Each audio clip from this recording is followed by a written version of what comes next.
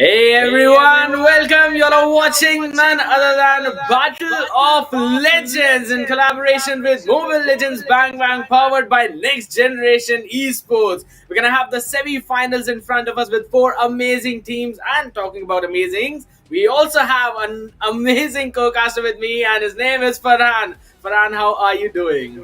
I'm doing amazing, Kadia. Thanks for the lovely intro, by the way. And we've got our four teams today, and I'm expecting some amazing matches today as well. And both of the matches are going to be a best of three. So if they both of the teams are going to have a chance to, do a comeback, even if they lose the first match. And I think it's going to be a hard-on match because they, all of the teams have good potential. Absolutely correct. I mean, that's the only reason why they are in the top four of the slot. And we do know that all of them will get some or the other prize. So we will also have the prize distribution coming up. But again, we are going to have a massive diamond prize pool. We have got the massive cash prize. So prize pool coming up. The first position is going to receive 18,000 diamonds. Now, with that much amount of diamond, I can buy at least three or four collector skins. While the second place team is going to get 10,000 diamonds, Varan. Absolutely, and the third and fourth places are going to get 4,000 diamonds each, and the fifth to eighth place teams will get 1,000 diamonds each. And the overall prize pool is 40,000 diamonds, and that's a huge amount of prize pool as well, Scadia. Absolutely. I mean, just think about that. Even if you're fifth or eighth, you will still get 1,000 diamonds each. So that's basically just showing your potential, how strong you were, and being rewarded for it. While third and fourth, 4,000 diamonds, just as you mentioned, again, a ton of prize pool out there. But of course, each one of these teams will be looking forward for that first prize that is going to be 18,000 diamonds. Let's have a look at the brackets coming up in front of us. Crackheads took on Inception and they won their match. And in the meantime, Avatars were taking on Immortals RG. Avatar winning that, coming up in the match that's going to come in front of us between Crackheads and Avatar. Scarlet Hibiki went on against Queen's Esports, and Scarlet Hibiki won the match. And when it comes to the last match, we can see that the Axolotls went against Kaizen, and we can see that Scarlet Hibiki will be facing off with the Axolotls in the semifinals today.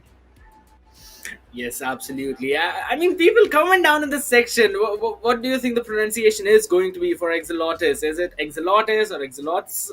I mean, I want to know how you actually pronounce that. So make sure to type that down in the comment section. And in the meantime, share the stream with your friends, family members, pets, birds, everyone you know of, because this is the match. These are the matches, to be specific, that you definitely do not want to miss. No one wants to miss. Now, we know that you've been waiting a lot. So without any further ado, we will be jumping into the drafting phase. But of course, good things sometimes do take time. So the patience is going to be the key here. Now, we do have some more data to actually talk about. I also have the lineups coming in for both of these teams. First, we're going to talk about the Crackheads. We've got Dagger, Gonigon, Lost Control, Thompson, along with Jen. So I want to see if they're still going to run with the main lineup, or are they going to bring in their sub? That's going to be super lucky. In the meantime, we've got the lineup for Avatar as well. That's Nashpati, Ruthless, Zenitsu, Ankit, Shinigami, as well as their subs going to be Ishmu. So pretty solid lineup coming in for both of these teams. All of these players are on top of their performance. Now I know everyone's been waiting, so we're going to jump into the drafting phase. So we can see on the left we've got Crackheads, on the right we've got Team Avatar, So and right yeah, again, you just mentioned it correctly. So we've got the teams both coming in on the left. We've got Crackheads on the red. We've got the Avatar. So first ban being a Layla. Now, okay, let's. Mhm. just casual ban because since it's their first pick, they are gonna go for the meta, and maybe this was just to get a chance to get one of the meta heroes. And the next ban is coming out from the Team Avatar, and let's see what they are gonna ban. Maybe a Novaria, because we know she's an extremely well versed utility mage coming in alongside. Now they've got the Kadita being banned. Hmm. Hmm. I do not normally see, or I mean, we all do not normally see Bane being taken away. along with the Kadita. So this definitely means that they want to keep the draft open. Yeah, and I think Kadita is quite good in the roaming sector, to be honest, right now, more than as a mage. And if you talk about Bane, he's in the meta right now in the jungle. And Alot is pretty good, even though he got the nerf, because he can deal a lot of damage, and his final slash can interrupt a team fight quite amazingly. And I'm not sure about Nia as well, but we can see that the Mincetar got banned from Team Avatar, and the first pick is gonna go for Crackheads again.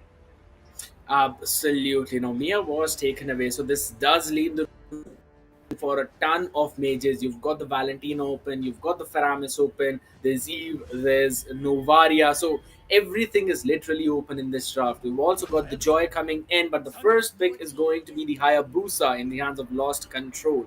So I personally feel like that this was way too early to show up your jungler, that too in terms of Hayabusa. Now it does seem that AVA are going to stick with another tanky jungler that Hayabusa cannot capitalize on. Even the Kaja is open. Even the Franco is open, and we can see that Melissa got picked by Ruthless from the side of Team Avatar, and they're going to wait for another pick. And we can see that the Jaw is still open, and I think that's going to be a pretty amazing pick if they want to utilize it. And let's see what they're going to pick right now, because we can see that there are a lot of heroes are still open, and Melissa is quite good in the marksman lane right now, and she's one of the best marksmen in the current meta as well. And we can see that Arlot sorry, the high loss got picked from the side of Team Avatar, and Lilia got picked from Super Lucky from the side of Crackheads. KJ from the current picking. I love the picks actually coming in from both of these teams. Honestly, as soon as Hayabusa was logged in, I was expecting some early invade kind of hero that can play very aggressive in that early game, and Hylos is the perfect pick for that. Picking up the Hylos, I would say pair it up with either an Eve or maybe a Valir. I would have said Lilia, but it has been logged in right away by Crackheads. So, any other early game mage which you want to lock in so that you can just try and go in for that invade towards the Hayabusa. But the Lapu Lapu pick, the solid, the bravest warriors, the raging slashes, you can literally just negate almost the entirety of the CC as soon as you're in those skills. And he would be able to give some good setups that too on the Melissa. Now we're gonna see the Masha being picked up by Nashpati. So pretty solid answer coming in for that EXP lane as well. I really love the draft that's coming in from both of these teams as of now, and the Beatrix has been taken away. So they're just limiting the options into the goal lane. Clearly shows Ruthless on that Melissa is going to have a much easy time in that side. And we know that Lancelot is pretty good in the jungle as well, and as the tank builds, so we can see that Crackheads has banned Lancelot, and I think it was a good decision coming out from them. And we can see that when it comes to Team Avatar, they minimized the marksman options for Crackheads by banning off Beatrix, and the same was done by Crackheads as well. And the last ban from the side of Team Avatar, and I think they should ban off another marksman right now if they can, uh, minimize the options for Crackheads right now. I think they can focus on the gold lane a little bit more, and we can see that they banned Kaja right now. And since Crackers still haven't picked any roamers for their team, and I think it was a quite logical ban. And since Kaja's Divine Justice can, be used to invade and ambush, and it's a pretty good suppression skill as well. So I think it was a pretty good ban. As soon as Melissa and everything, the Masha were locked up, I was hoping that even the Kaja might be picked up by the side of Crackheads. But again, that was a very good ban, just as you mentioned. That suppression, very annoying. But still, I believe that they can try and go in for a Franco if they want to. If of course they're confident on that hero. But as for the mage, Ishmu is going with the Harith.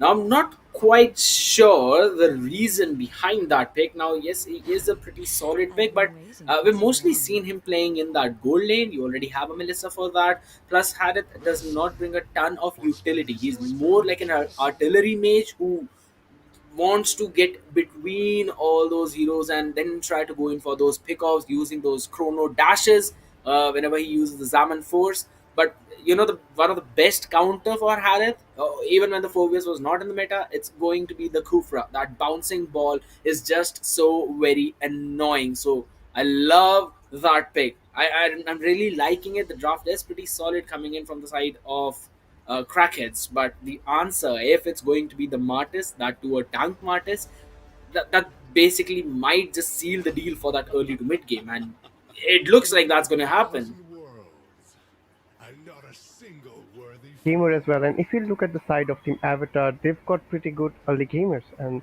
they can actually invade in the jungle. And since for the side of Crackheads, they're going to go for an assassin, they'll have a little bit of issue to sustain in the early game, but they've got pretty good potential in the late game as well. So let's see what happens. And I am expecting an invade from the early game. Even I'm expecting some invade coming in, because I was just looking at the lineup right now. So of course you picked up the high loss. If you do not go for the invades, that basically kind of rules out the entire early game potential for that specific hero. So I really want to see them going in, playing aggressive, trying to take control of the map and try to take control of the jungle of Hayabusa, because that is how they're going to shut him down in that early to mid game. Because yes, Hayabusa, pretty solid pick for the jungler, has great mobility, but one thing that he actually lacks is that insane early game damage burst. He needs to find isolated targets, and if you do not allow him to get that buff, you basically are putting him in a very bad spot. Plus, we know that blue buff is very important for Hayabusa, especially in the early game for the spamming of his skills. But we are gonna for now jump into the land of dawn, seeing how well these players are gonna spam their emotes and the recall. We're seeing it right away from Super Lucky. These teams are gonna take on each other. Semi-finals one in front of us, guys. It is going to be Team Crackheads on the blue side, taking on Team Avatar on the red side. Best of three, game number one. Let's get into it. In the top lane, we can see already Masha is facing off a little bit of pressure from Lapu Lapu and Lilia. And if you look at the bottom lane right now, we can see that Hmm. it's a 2v3 already. And I think Hayabusa's buff was pretty much left over there. Nobody actually invaded over there. But I was actually hoping that we'll see an early invade. But you can see that right now, Hylos is trying to defend their marksman, Melissa, and he's going off pretty aggressive in the bottom lane. Melissa is dealing Oh. some good amount of damage with her eyes on you, and we can see that Hylos is getting off some damage as well from carry, and we can see that they're going quite aggressive from the early on as well. Cadet.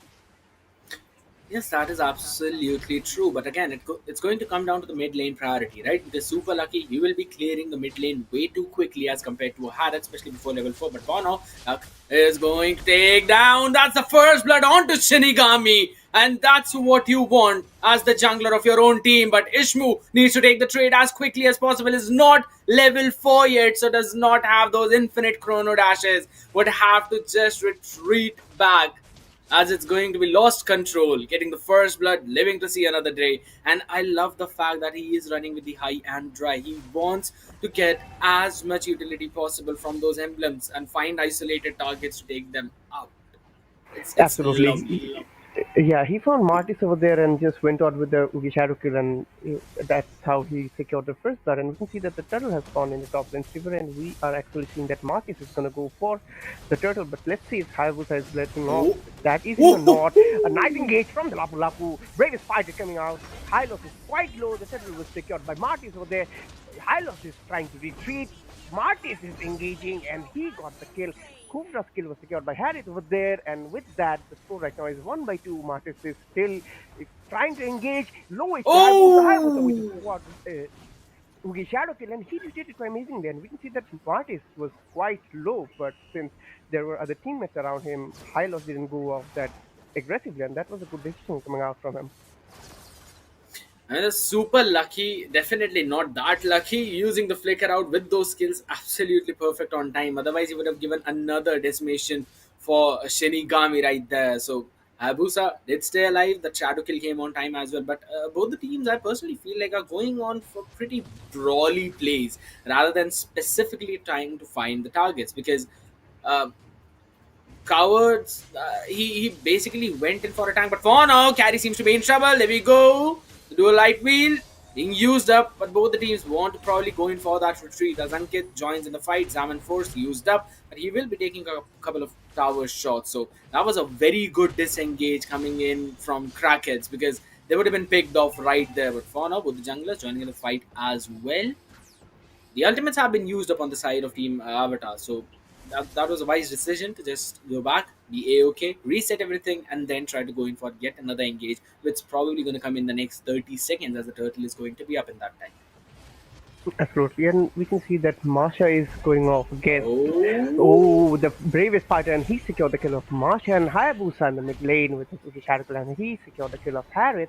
And if we can look at the bottom lane, we can see that Melissa is going against Carry, but we in the mid lane we can see that Hylos is facing off a little bit of damage coming out from Lilian. We know that Hylos is pretty weak against magic damage, and we can see that Hayabusa wanted to engage a little bit. He just poked around and retreated, and since he needs his blue buff, and he's going after that. But we might see a fight in the bottom lane favor because the turtle has gone over there, and we can see that Melissa is trying to retreat and desperately, but he has to secure his lane. So he's still over there with some low HP, and the turtle we can see that already Crackheads is trying to engage over there. Student stage coming out from the Kufra and low HP Shinigami, and Martin's skill was secured by Lily over there.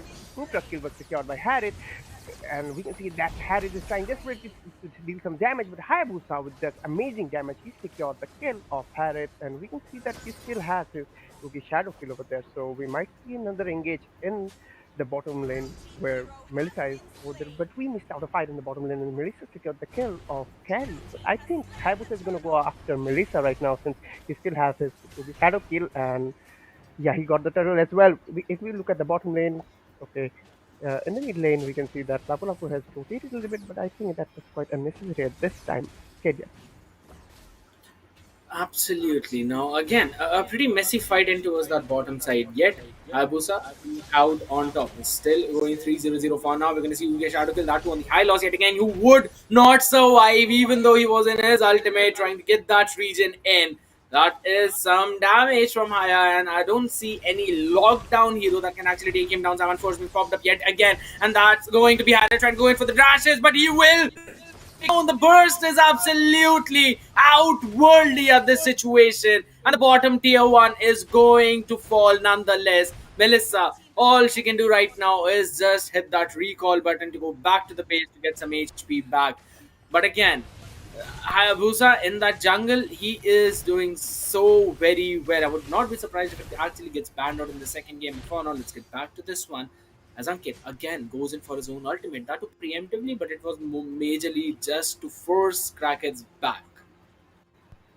And if we talk about the current score is 7-4, where Crackers has the score of 7 and the team Avatar has a score of 4. And if we talk about the goal right now, okay, we can see a fighting thing in the mid lane. Hylos is taking up some damage coming out from Lilia. Harris is in a quite tricky situation, but he manages to survive. Martis is taking up some damage from Carry, but Carry is in low HP and used his flicker to evade the situation. And Melissa is dealing some damage with his eyes on you. And I think Melissa has a little bit of upper hand when it comes to the range. Hayabusa going in with his Ugi Shadow kill, and he secured the kill of Hylos amazingly. And we see that the mid lane first third is secured by Team Crackheads. And they're going in quite aggressive right now because of the goal lead of about 3k gold, and that's quite amazing.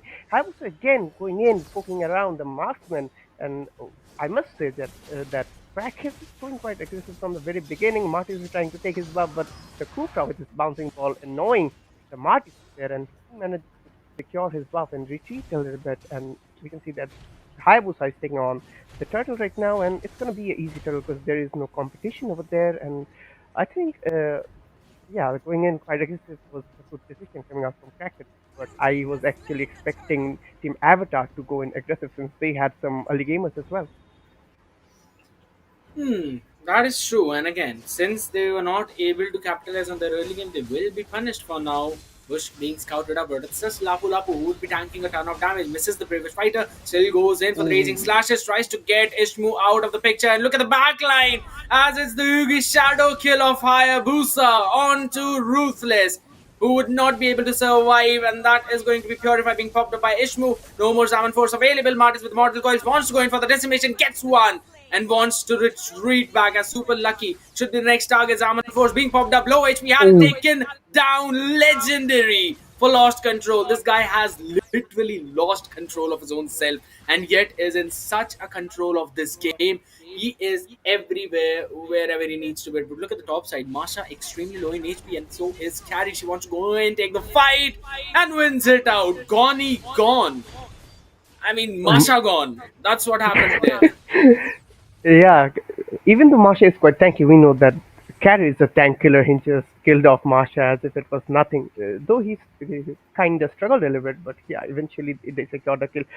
Hayabusa engaging in the mid lane again, and he's kill of Harris with his shadow kill, and we can see Hylos is engaging a little bit, going on and trying to engage on Lilia using her black shoes, still retreating a little bit. Martis in the HP, and it's quite in a sticky situation. We can see that lost his point from Lilia, and Hayabusa Oh, going again. Oh my god! And he got the kill off Melissa, but Hayabusa's kill was secured by Shinigami, and Martis' kill was secured by the carry, and we can see that the carry is doing a lot of damage right now, but he's in low HP and used his flicker to evade from this kind of situation, and it was the right decision, I'd say, because he otherwise wouldn't survive this particular fight.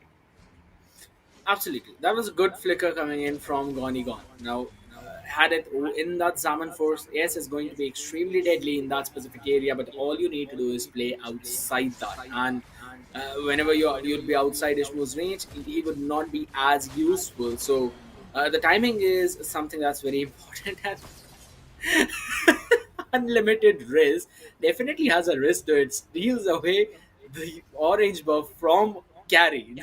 So now I know that was a mistake, but it's fun to see.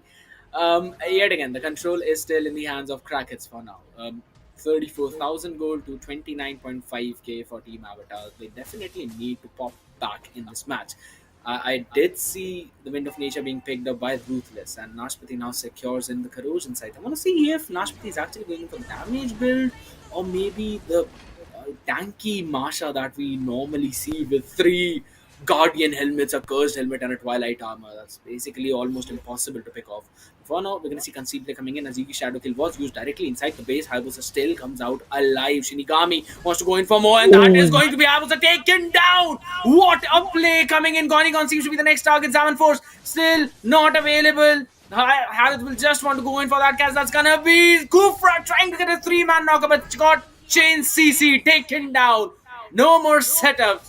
You are allowed to give to your own team. Lord is marching down the mid, but this should be a very easy defense for Team Avatar, as it's just Lapu Lapu and Super Lucky standing. I think Crackers went on too aggressive over there. Even though they secured a lot, they won't be able to utilize it probably since they are short and three.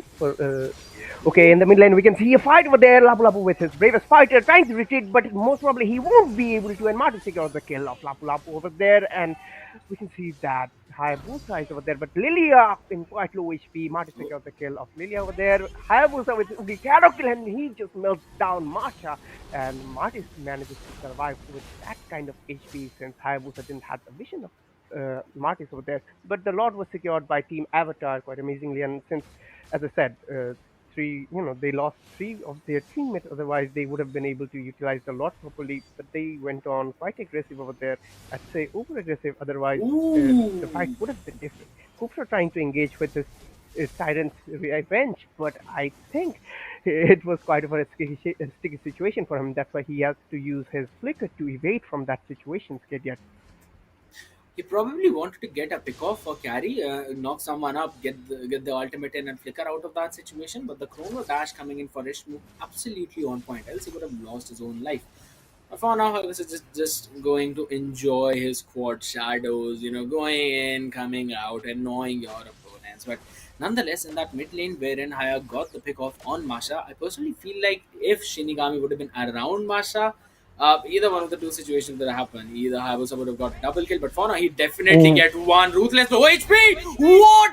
Haya gets double. That when there was three people in front of him. Now Hylos seems to be the next target. Carry quickly trying to take the turret down. Changes the target. Hylos falls in the process as Super Lucky finishes him off. Inhibitor falls. And now maybe it's turn for Shinigami to be taken down, though he still has the Mortal Coil Dash remaining.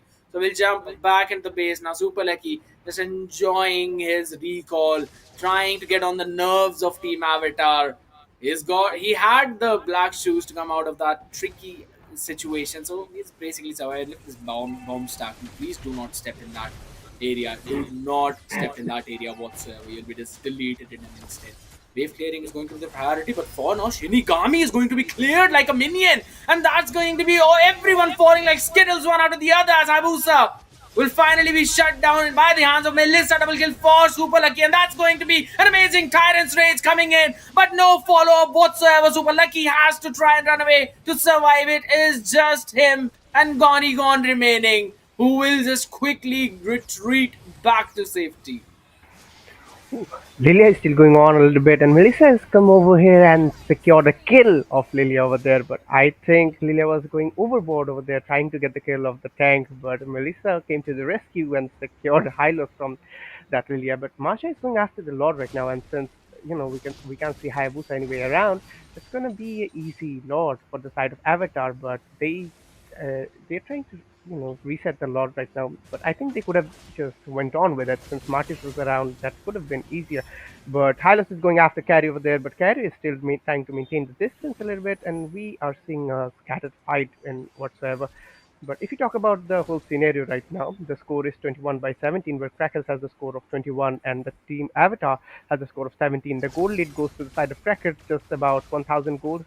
And when it comes to the turrets, Crackers actually have secured 7 turrets, whereas the team Avatar has secured only one. So they actually have a lot of advantage in the lanes, and we can see that Crackers managed to take the Lord quite amazingly without any kind of competition, and Martius is waiting in the bush.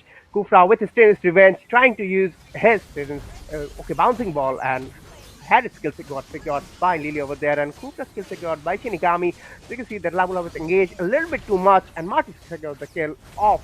Uh, uh, we can see that Melissa got melted down by Hayabusa with his Cookie Shadow kill, and the base is Yes. locked down by Carry, but there are no minions, unfortunately. That's why he'll have to retreat over there, and Hylos was going after the Carry, but yeah, we might not see the base getting locked on right now, but let's see what happens. And chase off against Carry, and he might get melted down over there. Marty's going on with his motor coil and secures the kill of Carry over there. But if we talk about the overall turrets, there is a lot of pressure on Team Avatar right now since we can see that the top lane and middle lane inhibitor turrets are quite low. Hayabusa again with his Shadow kill, quite low HP, high loss, and he's trying to retreat a little bit. And with his Scarlet Shadow, Hayabusa managed to retreat from this scenario, but he's going after the Oh, Marsha. But Marsha damages a lot over there, and that's why Hayabusa retreated. But yeah, I think Team Avatar will be able to secure the Lord, but I'm not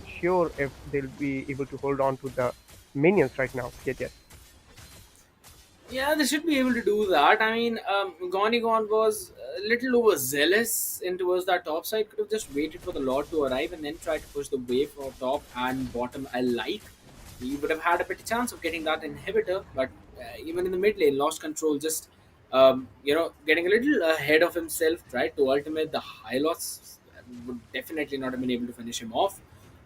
Again, a few mistakes being made from both the sides, but the goal is almost equalized, so the match can actually go either ways. And Coward is extremely brave as he goes in for the bravest fighters. That was just a Marsha, only able to take 1 HP down, and that's going to be Hayabusa jumping. He lost control solo in the HP, but Gonigon's going to melt carry. On that carry, he will melt the Marsha down, and Martis is going to be scouted out. Then that was 7 Force being used up. Unlimited Race still has the rage remaining. So Ishmu does not want to get ahead of himself. Stays in that safe distance. Does not get caught. Tyrant's Revenge being charged up. They can definitely try and go for the pick, but again, Super Lucky is still in the base, so they do not need to make any kind of mistake. Otherwise, they might not be able to defend the game if they fall one after the other. Plus, they will lack a ton of damage since there's no Lilia present in those fights. Absolutely. Hayabusa is trying to poke again over there, but we can see that in the top lane we can see a fight is engaging, and Unlimited is quite in low HP. Had is tank a lot of damage, but we can see that the Lapu Lapu with his bravest fight over there, Masha going after the carry, but Carry uses his Wind of Nature over there, and we can see that Hayabusa with his Ugi Shadow kill melts down. Not lucky over there, but Lapu Lapu manages to secure the kill, and Oh, Hayabusa going in again, but we can see they are retreating a little bit right now. Lapu Lapu again with his bravest fighter, but Melissa would go away and quite cornered over there, Lapu Lapu, and he manages to get picked off. Hayabusa is still over there, and he might go after the Harith, I think, but let's see what happens. But since there is the Lord available, I think the team Avatar should go after the Lord right now, and it's going to be a little bit easier for them right now since it's a 3v4 situation. Yeah, they should be able to take the Lord, but again, we might possibly see a cheeky steal coming in, lost control in possession. That's a good knock up along with the rage coming in. HP bar is visible, lost control can actually steal it away. Martis needs to be on point with the retribution. We're gonna see the battle, and Oh, it's Hayabusa who steals it away. Though the pick might also go in their favor, as that's gonna be Ankit being taken down. Shinigami in a very awkward position. Immortality pops up, harder than the backside, finished off. A quick swap for the Winter Truncheon, but that's only how long you're going to survive, as that's a Lord and three pigs. Nashpati wants to take Super Lucky down, will be able to do so, but in the backside, who's going to save your Ruthless? As he's gonna fall to lost control. Again, this guy's name is absolute irony because he is in full control of this game. It's only Nashpati remaining, and his HP is falling like anything, and that's gonna be the crystal falling at the exact same speed. Game number one goes in for the side of Crackheads. it was an amazing gameplay over there, and I must say the Lord Steal from Hayabusa was, it was predictable a little bit, but I was not predicting it completely. And I must say, the overall gameplay was quite aggressive coming out from Crackheads. And even though I was expecting for the team avatars to go aggressive early on, they weren't able to, capitalize themselves in the early game. That's why they were quite falling behind in the mid game, and we can see what happened over there. And it was a quite easy match for Crackheads, I'd say. I, I wouldn't exactly call it a very easy match since it did go for around 20-minute mark. But yes, as we were seeing in the entire game, that Crackers were the ones who had the entire control, so they were not being threatened in their jungle. In the early game, it was a pretty smooth sailing for them. And if you're going to compare the late game, yes, Melissa can output a ton of damage, but Carrie is a tank killer. She is going to melt Hylos and Martis like anything. That is something that Carrie Melissa cannot do. You've got a Lapu Lapu in front of you. Yes, you've got a Trinity build. You would be able to take him down. But what are you going to do when you are going to be stand up? Wind of Nature. Boom! There's a Hayabusa with the Shadow Kill. You will not be able to go away his ultimate. So that's basically one of the reason why they were not able to get a hold in this match. Maybe, just maybe, if they would have gone with a hero, maybe like a Waleed, they would have been able to threaten that early buff, that early farm of Hayabusa. He would not have as much control as he had in this game, and things might have been a little different. But again, if this is what they would have done, that would have happened. It's all for the past. Now they need to focus on the game number two that's coming in front of us. And since it's a best of three, they still do have a chance to do a comeback. And we'll just see if they can do so or not, or we'll see Crackheads going against, aggressive again. But I think, yeah, both of the teams played really well, but Crackheads were a little bit better in the first round. That's why they won the match amazingly. And let's see what happens in the second round. Absolutely. We're gonna probably go in for a very short break for game number two, but we're gonna prepare up the teams as well. In the meantime, make sure to get some snacks, some popcorns, some cold drinks, because you would not want to leave your screen, especially after witnessing something that you just witnessed. Make sure to hit in the comment section, support your team, and we also have some giveaways. So you want to stay tuned to the stream so you do not miss that. Give us just 5 minutes and we'll be right back.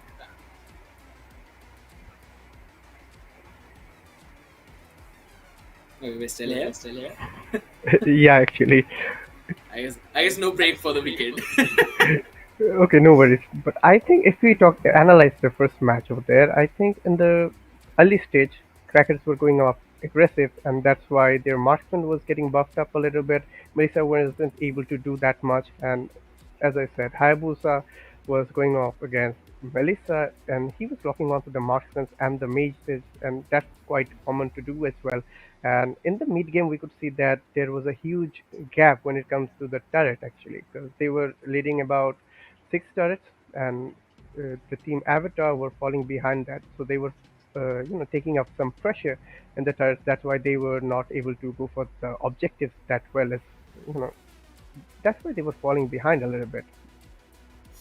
True, indeed, that is true because, of course, when you're looking at the turret department, It was again crackheads all around the map. Now, if you're Team Avatar and you've got a Masha, the main objective that you would have is take down those turrets. Masha can shred those turrets. But again, looking at the build, going on with the corrosion side, yes, of course, the passive might stack. It's pretty good to deal a ton of damage. But we still see her damage actually being scaling up with her HP. So I would have still loved to see that full tank build with a couple of Guardian helmets, maybe three of them, a cursed helmet along with the Twilight armor. It would have done some back damage to the carry as well. It was freely hitting the Masha without any difficulties, without any problems. Yes, there was a high loss for the Vengeance, but the timing was mismatched a little bit. So again, it is going to come down to the draft, right? You've got a high loss and you have got a Melissa. So you would want to have the priority in your lane. You would want to play aggressive. You would want to try and win those trades, which was not happening. Even in the gold lane, we saw that super lucky on that Lilia was able to rotate back towards that gold much more faster. Uh, you know, so I believe the mid lane is something that needs to be focused on. Since picking up a Harith for the mid, I personally feel like that is not at all a good choice. Yes, you might make it work in some situation, but in the match that we had in front of us, there was no way a Harith could have been a very good pick. You needed some kind of lockdown, you needed some artillery made, some kind of crowd control. Maybe an Eve would have been a much better choice. That's my personal opinion, though. And I think from the side of Team Avatar, they were lacking behind the crowd controls a little bit because when it comes to Harriet, he's just gonna do some damage, but he doesn't have any kind of crowd controls. And Hylos only has his first skill to do some stun, and he has his ultimate to slow down the enemies, but no strong crowd controls as well. So overall, it was they had strong front laners, but they didn't have that strong of a crowd control in their team. Absolutely, but we're gonna have the draft in front of us, guys. It is going to be the game number two, Team Avatar. This time on the blue side, and it's Crackheads on the red side. Draft coming up, Kadita being banned right away. So we're gonna stick with the same bans that Avatar went with when they were on the red side. So I want to see some change. I want to see some different picks, maybe some different priority. The Joy is open, the Arlot is open, the Misitar is open. All three of those heroes are quite problematic, and even the Experian, I think Glue is pretty good right now. And besides that, if you talk about the Lapu Lapu, it was quite annoying in the last match. So if they want, they can ban off this time. But let's see what Crackhead bans right now. And if we talk about the last matches banned, the Kadita got banned from the side of Team Avatar as well. But the question is, will Crackers go to the similar ban or not? Because last match they actually had the upper hand with the first pick. That's why they banned off the Layla to keep some meta heroes. But right now we can see that the Bane got banned from the side of Crackheads, and the next ban is from Team Avatar. KTS. Now again, you picked up a pretty good point about the Lapu Lapu. That yes, he was pretty problematic, was jumping in between 3 to 4 people, but I really don't think that it is worth banning him out in the first banning phase because there are a ton of other heroes that can have a much more priority in that ban pick scenario. Just as you mentioned, the Eve, the Alert, even the Joy or the Novaria. Yet we are seeing most of them just kept open. Even Valentina and Faramis are opened up. So all that's going to be taken away though. So I still Um, want to see some joy coming in, but Angela being banned out. Not quite sure the reason for that. Now, again, I don't want to be perceptive, but does seem that Crackheads might want to play with the psychology of Team Avatar at this point. Yeah, I think so as well, because if we talk about the last round, they banned out the Layla and the Mia, which are not in the meta and not that problematic as well. But we can see that from the side of Team Avatar, they banned off the Kaja, and I think it was a pretty nice ban. Uh, Kadita can, be problematic. Arlot is quite bulky and damage dealing as well, and Kaja is quite annoying with her divine judgment as well. And we can see that all of that got banned from Crackheads. And I think from the side of Crackheads, they're not actually on the meta, but they're trying to play a little bit with the minds of Team Avatar right now. Other than that, maybe they can be some personal fans as well. Maybe some comfort picks. That's what I believe. So, yet again, we're going to see the Minnesota being left open and logged in right away by Nashpati. So, again, I really love that pick. I used to play him a lot before the rework. I don't quite personally feel very good when I see the rework Minnesota, but again, he's got his own buffs, right? You can hook a couple of people this time with his hook. If there are five in front of you, you can hook all five of them if they're in one straight line. So, And no, besides that, the King's Calling is quite good as well, and that can be a problematic thing for the opponents in the team fights. But we are actually seeing the Layla being hovered no. over from the side of Team Avatar, but I don't think it is gonna be picked. But if it does, it's gonna be crazy scared yet. We're seeing the Ruthless is going for the Melissa maybe, but we can see the Layla with the Retribution, and I'm kind of confused over there, scared yet. What are your opinions on that? King's calling more like Layla calling, but all right. It's just for fun and games. We're gonna see the Fredrin being logged in alongside of Carry. Now I really love the Carry pick coming in this time from Team Avatar.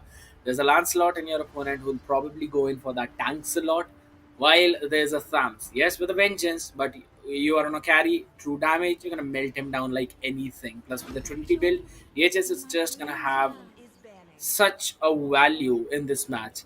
But again, super lucky. This time locking in the Lunox. We did see Lilia coming in from him in the previous game, and now we're seeing a Lunox. So, again, seeing the way Lost Control actually played the previous match, I don't personally feel that he might still want to stick with the tank slot. Maybe he can try and decide to go in for the damage Lancelot, but that again is a hypothesis.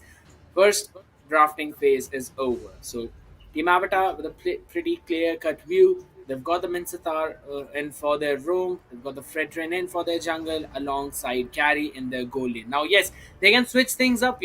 They can put the Minsathar into the jungle and Fredrin in the EXP. Maybe now we don't usually see that, but again, expect the unexpected in this game. So, or they can also put in, keep the Fredrin in the jungle and put the Mincy in the EXP. Now, the one of the ban by Crackheads, I believe they left it open for a certain reason because now they would be the ones who would be having the first pick. True, and we could see that even in the last match they tried to do the same thing, and Atlas got banned from Team Abbott over there. Last ban from the side of Crackheads, and let's see if they leave it open again or they'll be banning some heroes.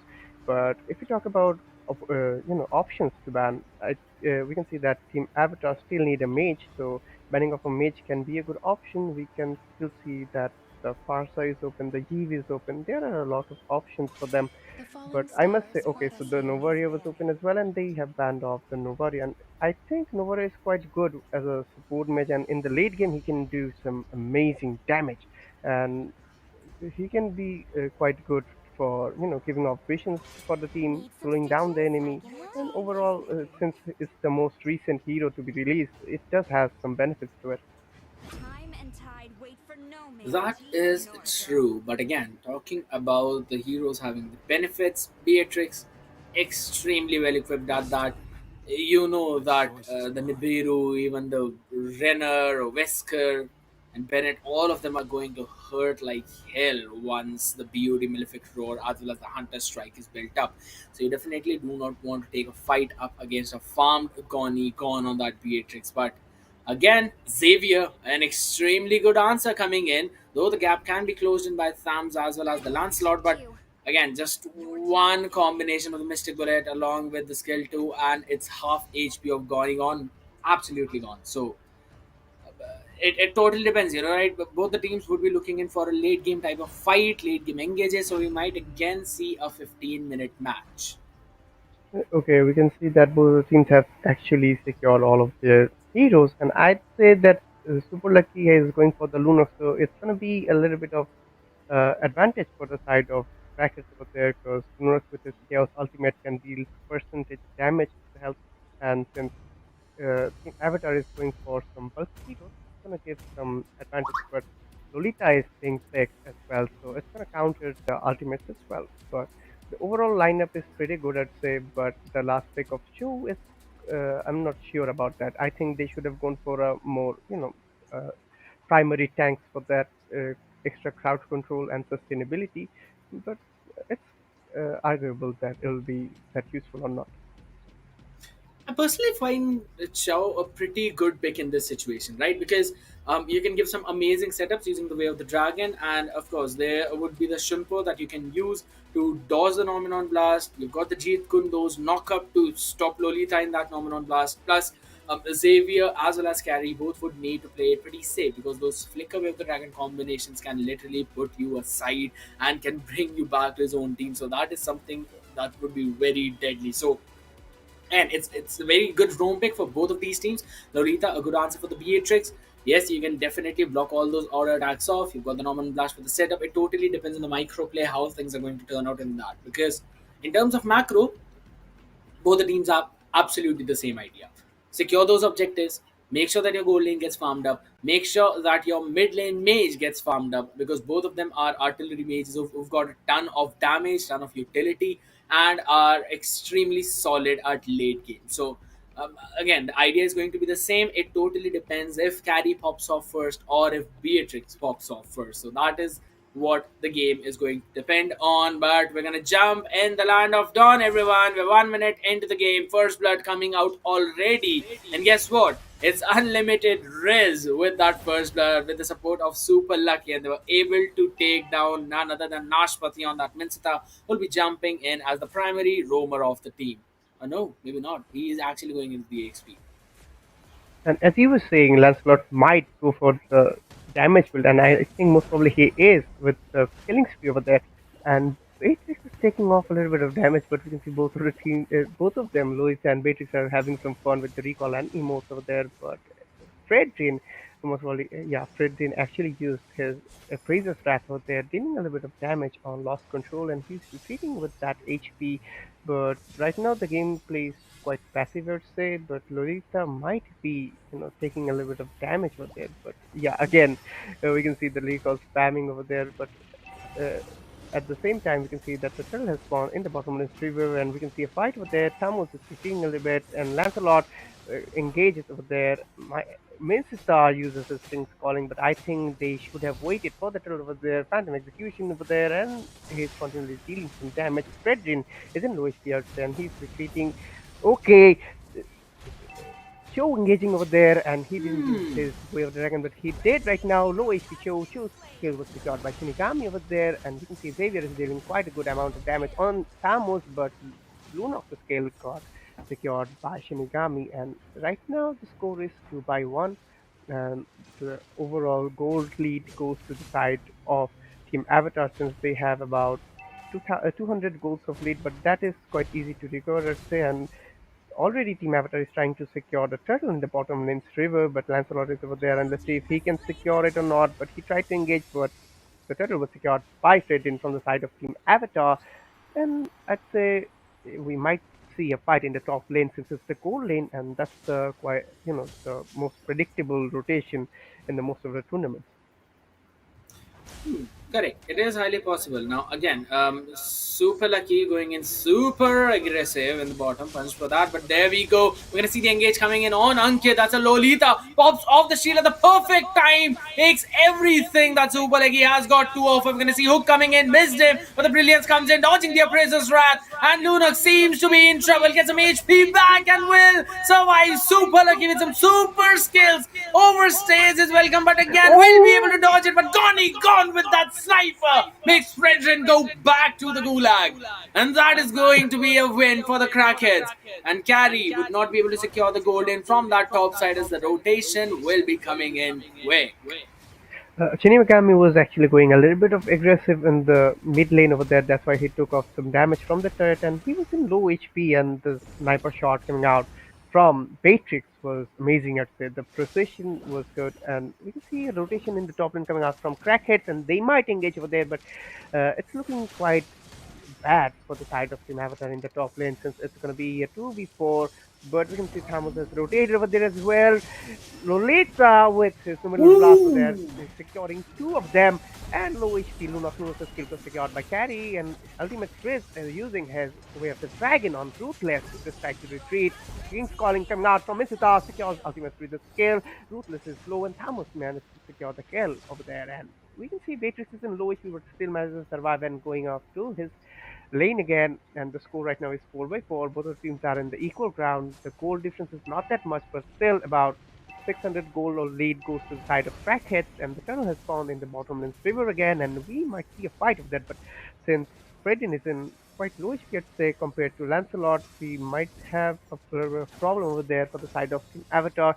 But in the mid lane, we can see that ultimately is trying to find an opening, and he might go for Xavier over there, but no, he's trying to zone out the enemies for Lancelot. But Fredin is already over there trying to bring out Turtle to their side, and it's just going to be a retribution battle over there. I must say, the better retribution is going to get the Turtle, and lost control manages to secure the turtle, and he's going after Shinigami and manages to secure the kill of Shinigami over there. King's Calling coming out from Minthithar, trying to deal a little bit of damage on Thamus, but Thamus manages to retreat. Lunox is trying to deal a bit of damage, and he's in his light form. So okay, so he's trying to poke a little bit, but Lolita manages to take up a little bit of damage from Lolita with his shield, and the turtle fight goes to the side of Crackers over there.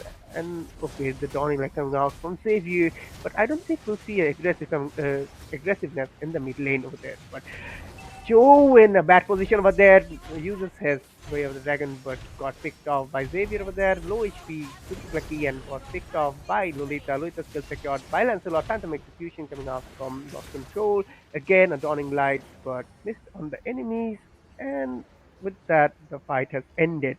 But still, both of the teams are on equal ground when it comes to the score. But the goal lead goes to Crackheads since they have about 1.5k of a goal lead over there. That is true. And again, just as you mentioned, the goal lead going in for Crackheads. Now, looking at the macro play, right? Crackheads, yes, doing a pretty good job at that. Shinigami tried to go in for that neutral objective, tried to go for the turtle, were not able to secure it as Lancelot easily takes it away. Shinigami did mistime his retributions, but either ways, in terms of the killing department, we are both equalized. Now, this is a damaged Lancelot in the hands of Lost Control. So he would be able to burst down Ruthless way too quickly, much faster than you would actually expect. And in terms of those objectives, I personally feel whenever it would come down to that victory battle, Brethren should be the one who should have that advantage. Before now, Ray is going in with with the Way of the Dragon onto the heroes got the Nomenon Bar. So Lolita being picked off and Ishmu quite a low HP in that situation. Ruthless can do absolutely nothing apart from retreating from his tier 1, giving it up, while Minsita still tries to stand strong in the mid, picked off just as quickly, and the mid tier 1 will also fall. Fredrin, in the meantime, was able to take bottom tier 1, but Super Lucky actually wants to go in for that fight, wants to take it on to Ruthless, overstays his welcome, and shut down just like that. That With was a that good Dawning fight Light. over there.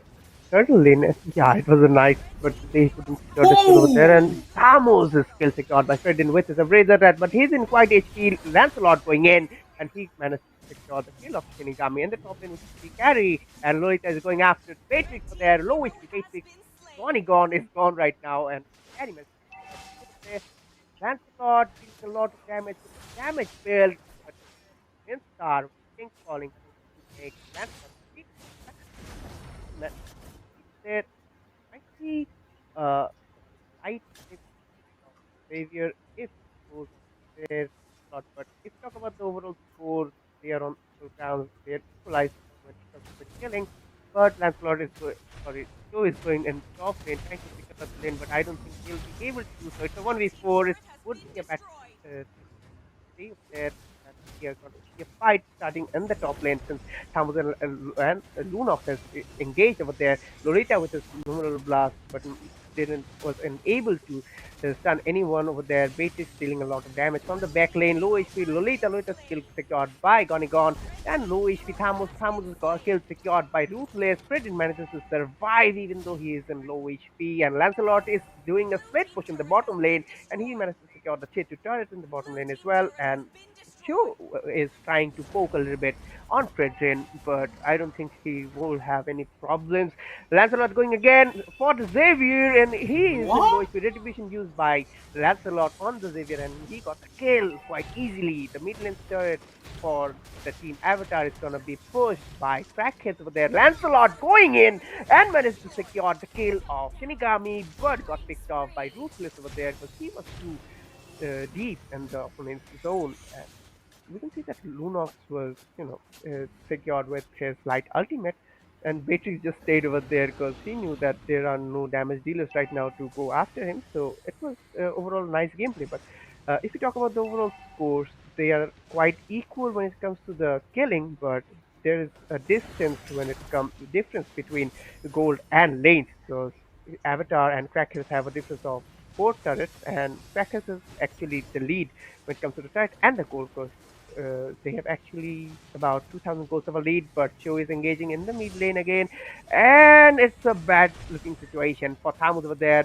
But Lolita with the numinal blast, Cho is in a corner situation, and his kill got picked off by Lolita, and Naspati got the kill of Thamus over there, and the turret has spawned in the top lane river, so we might see the team Avatar going over there, but since there is a Lolita and Kraken's team, they will be able to melt down the Lord quite easily as well. So let's see who gets it. It's a retribution battle right now. Low HP Lancelot. Lancelot skill secured by Shinigami over there, and the Lord was secured by Team Avatar.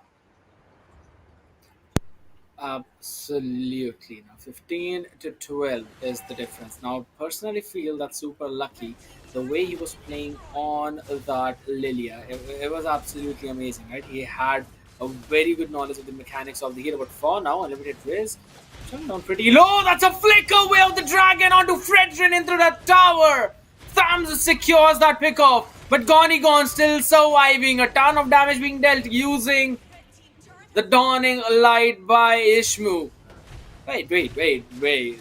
Isn't that a little too preemptive? Standing in front, but that's the sniper's not. Did it actually connect? And he was able to take them down, but Goni gone. He'll probably be picked up, and Nashpati wants to take him down, uses every resource in his arsenal to do so. And finally managed to do that. But Super Lucky will be able to take down the Lord. It was not an enhanced one, so not gonna be a lot of problem for them, but the tier 2s will definitely fall, and the top inhibitor would be chunked a little bit lower than that. Lost control on that damage build.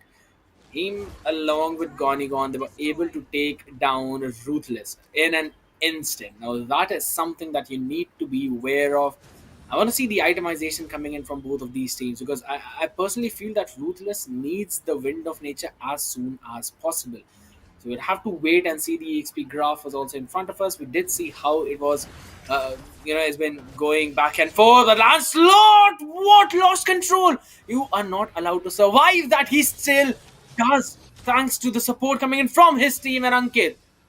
Losing a couple of bars of HP with the shot of the sniper from Goni, but again, he's a tank, so he would be able to take all of that on. And Ruthless finally picks up the Wind of Nature. So now lost control along with Goni need to be pretty smart and cheeky on those engages. But for now, it is going to be Thams being picked up. King's calling and everything being used up. Thams used the vengeance. He wanted to give his team a call to go in for that fight. And we'll probably see a Phenomenon Blast knocked up right away by Cho. Perfect play by Unlimited Race. And look at the backline Wind of Nature used by Ruthless. And that's going to be... This is the problem with the damage lance. You cannot take damage at all, and the amount of CC that they have, I think so. Tanks a lot would have been important, and there's another fight breaking for Han. Absolutely, and we can see Cho is in quite low HP. The sniper coming out from Beatrix, but didn't manage to lock on anyone. But Lolita was in low HP as well. Beatrix is in low HP. Min Star with his King's Calling managed to get the kill of Beatrix in an instant. And we can see that the team Avatar is trying to lock on to the Lord, and it's going to be an easy one as well because there is no competition. And Shinigami managed to get the Lord. And right now, the score between both of the teams is 21 by 14, but Team Avatar has a score of 21 and Crackheads has the score of 14. And when we go look at the goal, Right now, Team Avatar has a gold lead of about 4,000 gold, and still, both of the teams have equal ground when it comes to the turrets, since both of them have secured 6 turrets, and both of them have only their inhibitor turrets intact. And right now, it depends if Team Avatar can utilize the lot properly. If they clear out the minutes of other two lanes and try to engage at the same time, it will create a little bit of pressure on the lanes, and they might be able to get one or two inhibitor turrets with that, and maybe even the base. Who knows? It is highly possible, but again, lost control. It's to run away, Ankit. He'll probably go in for that dash. Hook being dodged. Perfect right frame coming in. But how long can you dodge as you will be immobilized by the Xavier? But he wasted enough time because look at the top side. Lord will be easily melted down by Beatrix and Lunax. And in the meantime, Thames and Xiao comes and Xiao were positioned in such a way that any rotation would have been caught by both of them. So the vision was also being provided. And the top lane is actually pushing towards the base of Avatar. But Riz dodges away. The Norman blast goes back to safety, gets the knockup, gets the way of the dragon onto Fritrin. How much can one guy do? And the answer for that by Unlimited Riz is yes. Wow. It was an amazing outplay over there because he was in low HP and it looked like he was in a corner situation. But okay, so Xavier is doing a little bit of damage on Lunox, and Lunox manages to retreat a little bit. But Carry is going quite aggressive, low HP Lunox. Lunox got picked off by Xavier over there. A dawning line coming out from the Xavier again. Lancelot is struggling to survive with that kind of crowd control and damage.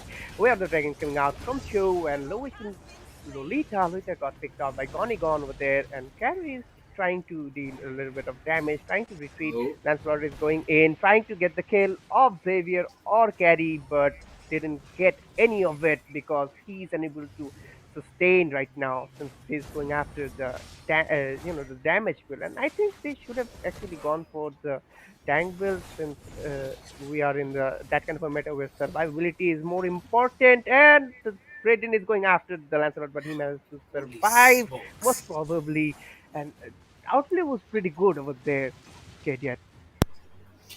I mean, the answer by Lost Control to all of our continuous talks about tanks a lot is that why do you need to take that tanky route when you can dodge everything? But for now, Ishmu needs to dodge all of it and he cannot dodge any.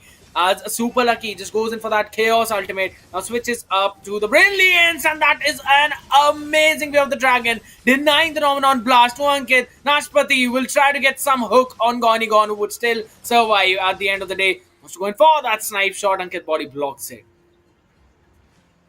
Phew. Uh, with, And uh, with that, Crackheads is gonna get the Lord, and yeah, they're melting down the Lord quite quickly, and with that, Crackheads managed to get the and Lord. get the It's lot go. about 18 minutes of the match, and this is gonna be the enhanced Lord, not the evolved Lord. But still, it's going to be dealing a little bit of charged attack on the turrets. And let's see if Team Avatar is able to hold on to their turrets or not. Because the last time they were able to get the Lord, they actually were focused on Lancelot. They got the kill of Lancelot, but wasn't able to get any of the turrets, which was quite unfortunate, I'd say. But with that, the Lord is going to the bottom lane, doing some damage on the bottom lane inhibitor turret, and I think they'll at least be able to secure the bottomless inhibitor turret. And we can see that the Lunox is going in. Numinal Blast coming out from the Loita. Kind of cornered situation for Lunox. Lunox has got picked off by Ruthless over there. Crackheads was managed to get the kill and sorry, managed to get the bottomless inhibitor turret, and low HP Lolita managed to survive. But I think Team Avatar will lose their mid lane inhibitor turret as well, and they have so. But with that, the Thamos is in low HP and cornered, and Thamos got picked off by Ruthless again. Lancelot is doing some amazing dashes. The immortality got picked off, and oh my god, the Lancelot got melted down by Carry again, and with that, we can see that Team Avatar is kind of going in a chasing situation. They're going after the Cho and the Matrix. Dawning Light coming out from the Savior again, and I don't think they will be able to go for the kills, but they can actually try to go for the base right now since three of the teammates are not around for Crackheads. But we can see that Lunox is back again, so it's going to be a 5 versus 3 situation. Lunox dealing some damage, but Light Ultimate used by him The Cho is in a corner situation, I must say, but he's quite bulky as well. So I don't think his skill will be taken off that easily. But we can see that the bottom lane is being pressured a little bit by the minions, and I think someone will retreat to take care of it. And since two of the inhibitors are lost for the side of Team Avatar, they're going to feel a little bit of pressure on the lanes compared to Crackers since they have their inhibitors intact yet. Absolutely. Now, again, the thing being in this situation is the fact that look at the itemization. It's a Twilight armor along with the dominant size as well as the Athena shield by thumbs, and he's going in for even more tankiness, maybe an immortality at this point. But looking at lost control, picking up the rose gold meteor, definitely wants that little bit of extra shield when he'll be brought down to those dangerously 30% low HPs. For now, King's Calling used up perfectly, denies everything to unlimited Riz, and that's going to be Nominal Blast, getting the mark right onto the edge, onto Super Lucky. But look, the backside, it's unlimited Riz taken down by Carry. They want to go in for that engage even more as Lunox is taken down. Gonigons is standing there, taunted. The Prisoners wrathed out of the land of Dawn. And it's just Coward remaining along with Lost Control, who just cut the wave so that the bottom side is not going to push at the inhibitor. And Coward, definitely not Coward at all, as he is still standing between five people. Almost surviving, will be taken down. He was using the Coterran's Inferno, was not able to pop it up in time. And the minion in the mid lane will probably be going in. Lost Control needs to go back to the base. He would not be allowed to do so as he's brought back using the hook coming in from Minsithar. And he will be shut down just like that. And the Lord should be taken down, or maybe not. Respawn timers, there's just a couple of seconds. Xavier wanted to go in and push the lane with the minions so that the entire team of Crackheads would be busy defending it.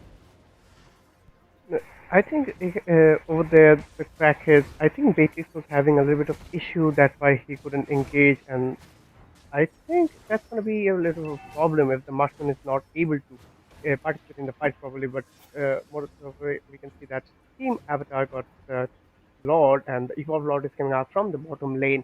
And with this particular Lord, I think they'll be able to secure the bottom inhibitor for sure. But let's see if they can take out the other inhibitors or not.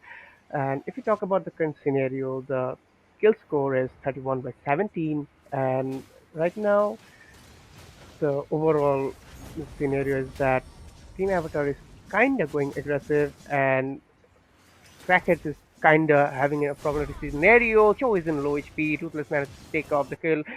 A Numenor Blast coming out from the Lolita as well. The top lane is being pushed by Carry again. The Lunox is trying to secure the Lord, but we can see that Minthar and Lolita has engaged What? as well. Oh my god.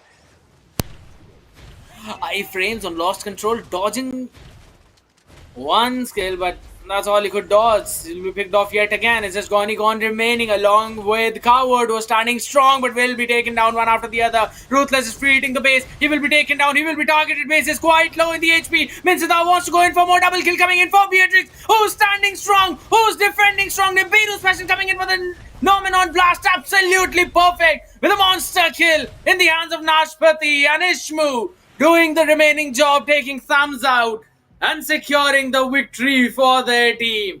Who would have thought we'd be put in this position? Team Avatar winning the game number 2 and forcing a game 3.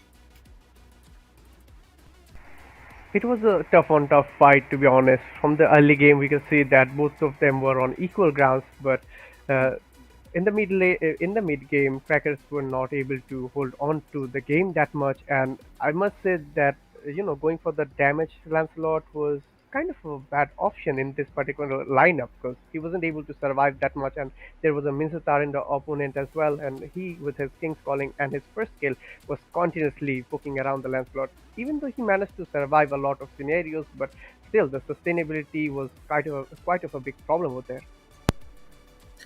Being very honest, even the damage Lancelot would have worked out pretty well if and only if they would have been able to make a good combo with Super Lucky, which they were not able to do that. We did see Super Lucky being picked off almost 10 or 11 times. on a Lunox, on a Mage, you're a late game monster. You can shred tanks like anything. I mean, come on, you can shred Lord like anything. And that's one of the most beefiest characters in the land of Dawn. So again, they needed to get a good combo using Super Lucky, which they were not able to do. Even when their own lord was pushing down bottom inhibitor, we saw Super Lucky going in for a full Ruby DD combination and being picked off solo. So the calling by the team was not on point. They were missing a lot of beats, they were making a lot of mistakes, and which resulted in their downfall in this match. But kudos to Team Avatar capitalizing on that perfectly. Knew where they needed to strike, struck there, and yes, you mentioned it. Axolotl would have been a little better in those situations for the neutral objectives as well as for sustaining that damage, taking on that aggro.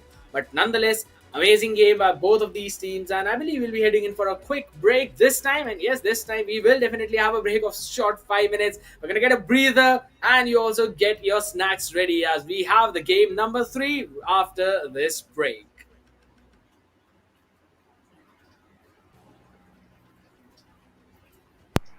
Or maybe not, because maybe we'll go to the break after the third round overall.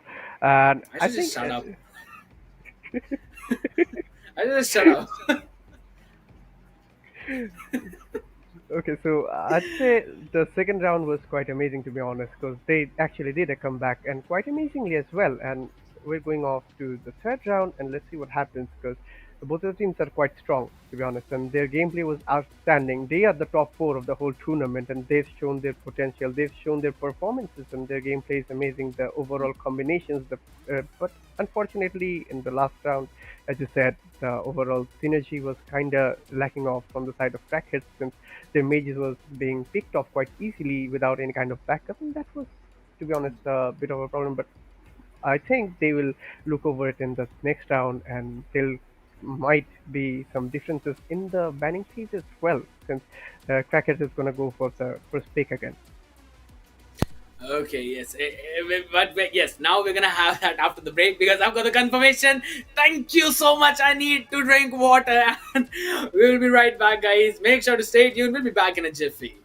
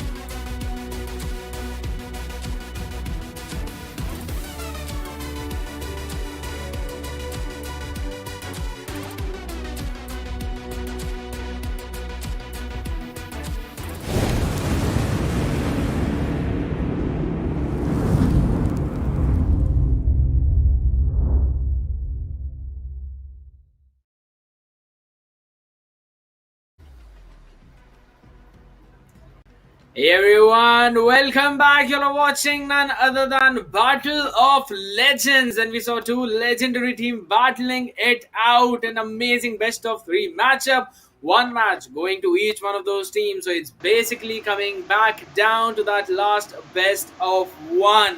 Whichever team wins this one is going to move forward into the grand finals. It's going to be Crackhead this time again on the blue side, taking on the Avatar on the red side. I'm gonna have Farhan with me to cast this match. Let's quickly jump into the draft. So on the left we've got Crackheads, and on the right we've got Team Avatar. And if we just talk about the ban phase, I think Crackheads might go for the unpredicted bans from them as well. But no, they're going for the Mythotar ban. Since last match, we could see that Lancelot was having a little bit of problem against Mythotar since it's a pure counter for him. And the next ban is coming out from Avatar, and they have banned Arlot again. And next ban again from Crackheads, and I think they can ban the Joy, but we still haven't seen any of the teams go for the Joy yet, even though it was open in the last match. Absolutely. Now, yes, we're going to see the adaptations coming in. Minzata Fredrin both provided a ton of problem to the side of Crackheads, so banning them out, easy peasy solution. While the Kadita is going to be retained as the ban, so Avatar definitely do not want the side of Crackheads to get their hands on that Kadita. Maybe a respect ban coming in. Yet, I want to see some other mages being picked up. Pick up the Valentina, pick up the Ferraris, give me some of that. But either I ways, think these if teams are. Mhm. yeah, I think if they Yeah, go go ahead. for the range advantage when it comes to the mages, the Farsa and the Eve could be a good option, and we are not seeing any of them getting picked. Even though I'd suggest, the Farsa has a good amount of damage and he can evade from particular scenarios with the bird form, and the Feathering Airstrike has a good amount of range as well. But the Novaria got banned from Crackheads, and yeah, Novaria has an immense amount of range, and the damage output in the late game is quite huge as well. The last ban of the first phase is going to come from Team Avatar, and I think they can ban off another mage or the Joy if Crackheads they can go for the Joy if it is open. But let's see what happens. Again, the way that these teams have been prioritizing their comfort pick rather than the entire meta just gives us an idea of how they want to play around the map and around that meta. So again, I really want to see what the last ban is going to be. I'm as excited as you are. It's going to be the respect ban of the Hayabusa. I love that. I love the fact that they banned out the Hayabusa pretty early into the drafting phase, but again, it leaves a lot of room open. I believe Super Lucky might want to retain the Lilia pick that he played in the first game. He played it excellent. On that Lunox did not I seem am that so comfortable, but ready. Kaja was left open, and we know that it might get banned out in the second half, so might as well pick it right away. And the Kaja with the Divine Judgment is quite annoying, to be honest, because he can just use his Flicker and Divine Judgment and just kidnap the opponent and ambush quite easily. But we can see that Nashpata is showing off the Carmilla, and Carmilla is quite good of a support, and she's quite bulky as well. But let's see if they're gonna go for it or not. But the Valida got picked by Exoko Ishmu, and Shinigami is going for the Lancelot again. And if we talk about the Lancelot, I think they should go for the tanks a lot this time. This land is our homeland, and it will I serve feel that too, forever right? crown. Because yes, of course, it's a Lancelot. You definitely want to get that sustain in because you're gonna get that damage nonetheless. But again, let's see. It totally depends on what they want to go in for. But I really love the way that they're drafting. Crackheads, they've got the Kaja, Farsa, as well as Lapu Lapu. Now, in order to counter a Valentina, you either pick the heroes that have absolutely got no useful ultimates for her, or you pick the heroes that all have some amazing ultimates so that Ishmu is basically bombarded with those good ultimates and a confusing choice to pick one of them. So that is what we are seeing right now. And again, Tanky lineup is probably the go-to for this game by the side of Crackhead. So banning out the Leslie so that there's absolutely no true damage. And the carry ban was a good one as well. Both of the teams are actually focusing on the marksman right now, since both of them still haven't picked off anyone for the goal lane. And if you talk about the current pickings of both of the teams, the if we talk about Crackheads, the Kaja with the Divine Judgment, Farsa with her feathering airstrike, and Lapu Lapu with the bravest fighter, all of them have some good utilities, and I think Valentina from Team Avatar will have a good use of it, and let's see if they can actually utilize it or not. The Beatrix and Melissa got banned off from both of the teams, and as I said, both of them are actually focusing on the golden since none of the marksmen were picked from any of the team. The next pick is from Team Avatar again, and they need a marksman and a roamer. So most probably they'll go for a marksman, and since I think they can go for okay, there are a lot of low options right now. So even I'm confused what they can go for. But in the meanwhile, Team Avatar has gone for the Minotaur, and Minotaur with the Minoan Rage is quite amazing. But as he can be immune from all kind of trap controls while using the Minoan Rage, Kaja can actually suppress him and cancel out his ultimate. And that's even though a rare scenario to see, but can be utilized if utilized properly. That can actually be an advantage in the team fights. But the next two picks coming out from Crackhead, we can see the Ling and Brody getting picked off from Crackhead, and the last pick from Team Avatar, and they need a marksman right now. So, what are your predictions on the marksman, Skedia? Brody is pretty solid in that early to mid game, but you need to get that snowball in. Now, Leslie, Melissa, Beatrix, as well as Carrie have all been banned out. So again, there is a first up you are up against. There is a link. So I personally feel like the best possible choice in this case would be a Claude, but they might also want to pick some marksman that is comfortable to them.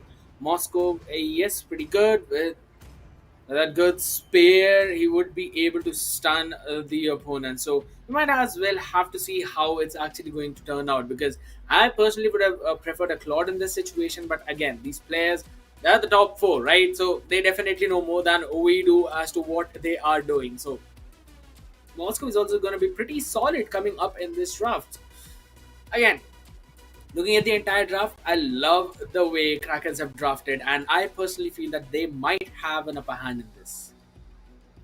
I think the problem with Claude could have been that even if he went in with his battle revenant image, the Kaja could have actually used his divine judgment, and that can have put him in a already situation. That's why they didn't went for it.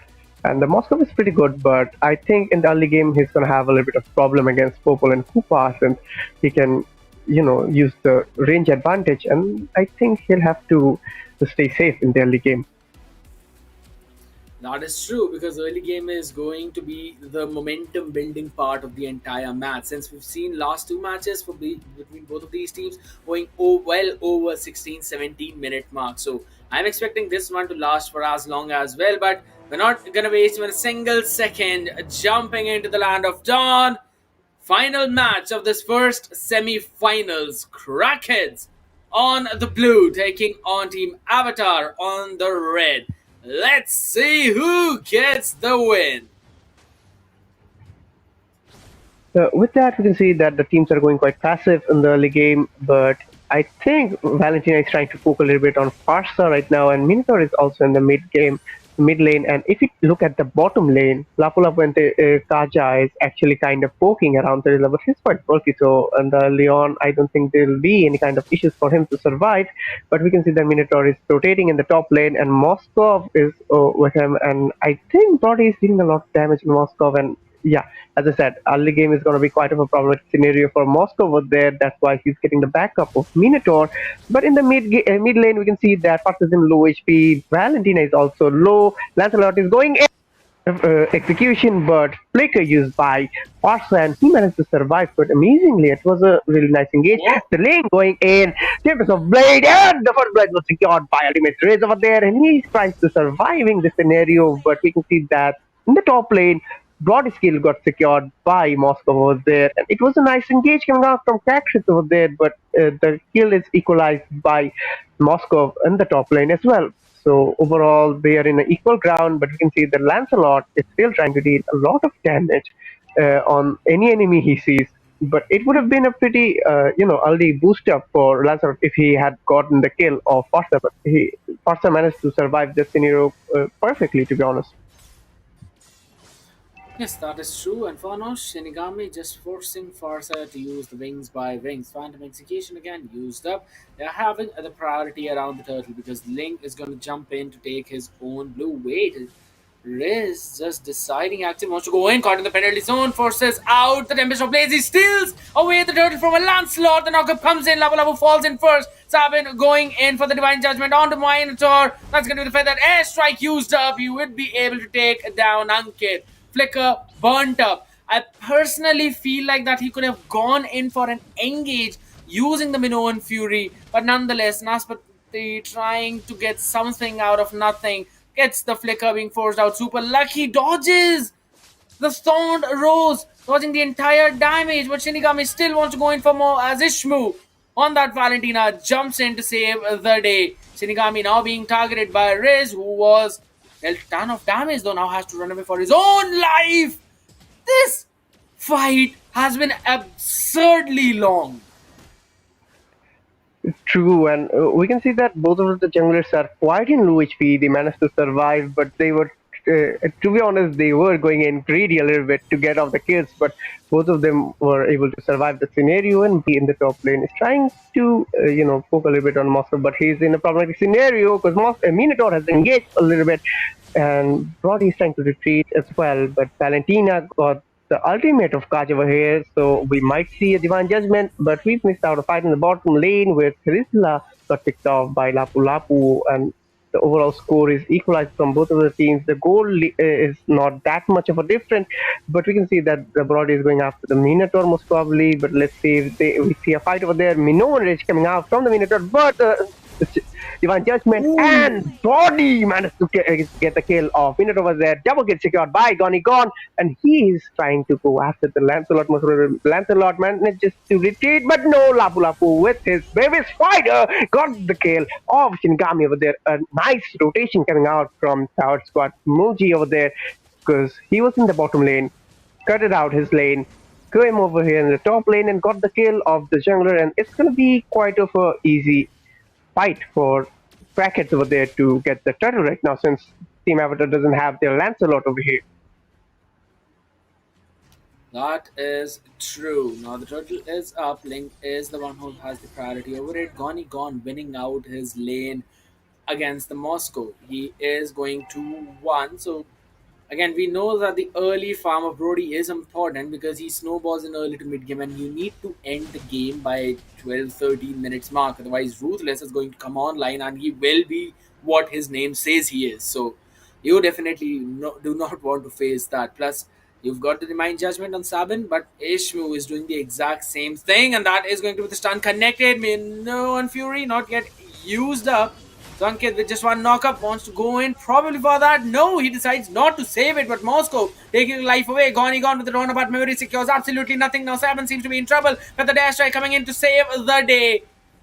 And that's gonna be super lucky zoning everyone out. That disengage was extremely important. It's true, and we can see that in the mid lane, they're trying to pressure a little bit on Farsa, but I don't think we'll see any kind of fight coming out. But there's a possibility of a fight breaking out in the top lane since both of the teams' rumor are kind of rotating over there, and we can see that Farsa and Valentina is also going over there. So there is a high possibility of a fight breaking out, but we can't actually be sure who'll have the upper hand over there since it's just. And we can see that Taylor has rotated along with Labu Labu as well. Lancelot might go in for the kill, but he's still trying to find an opening. Farsa is going for the cutting attack.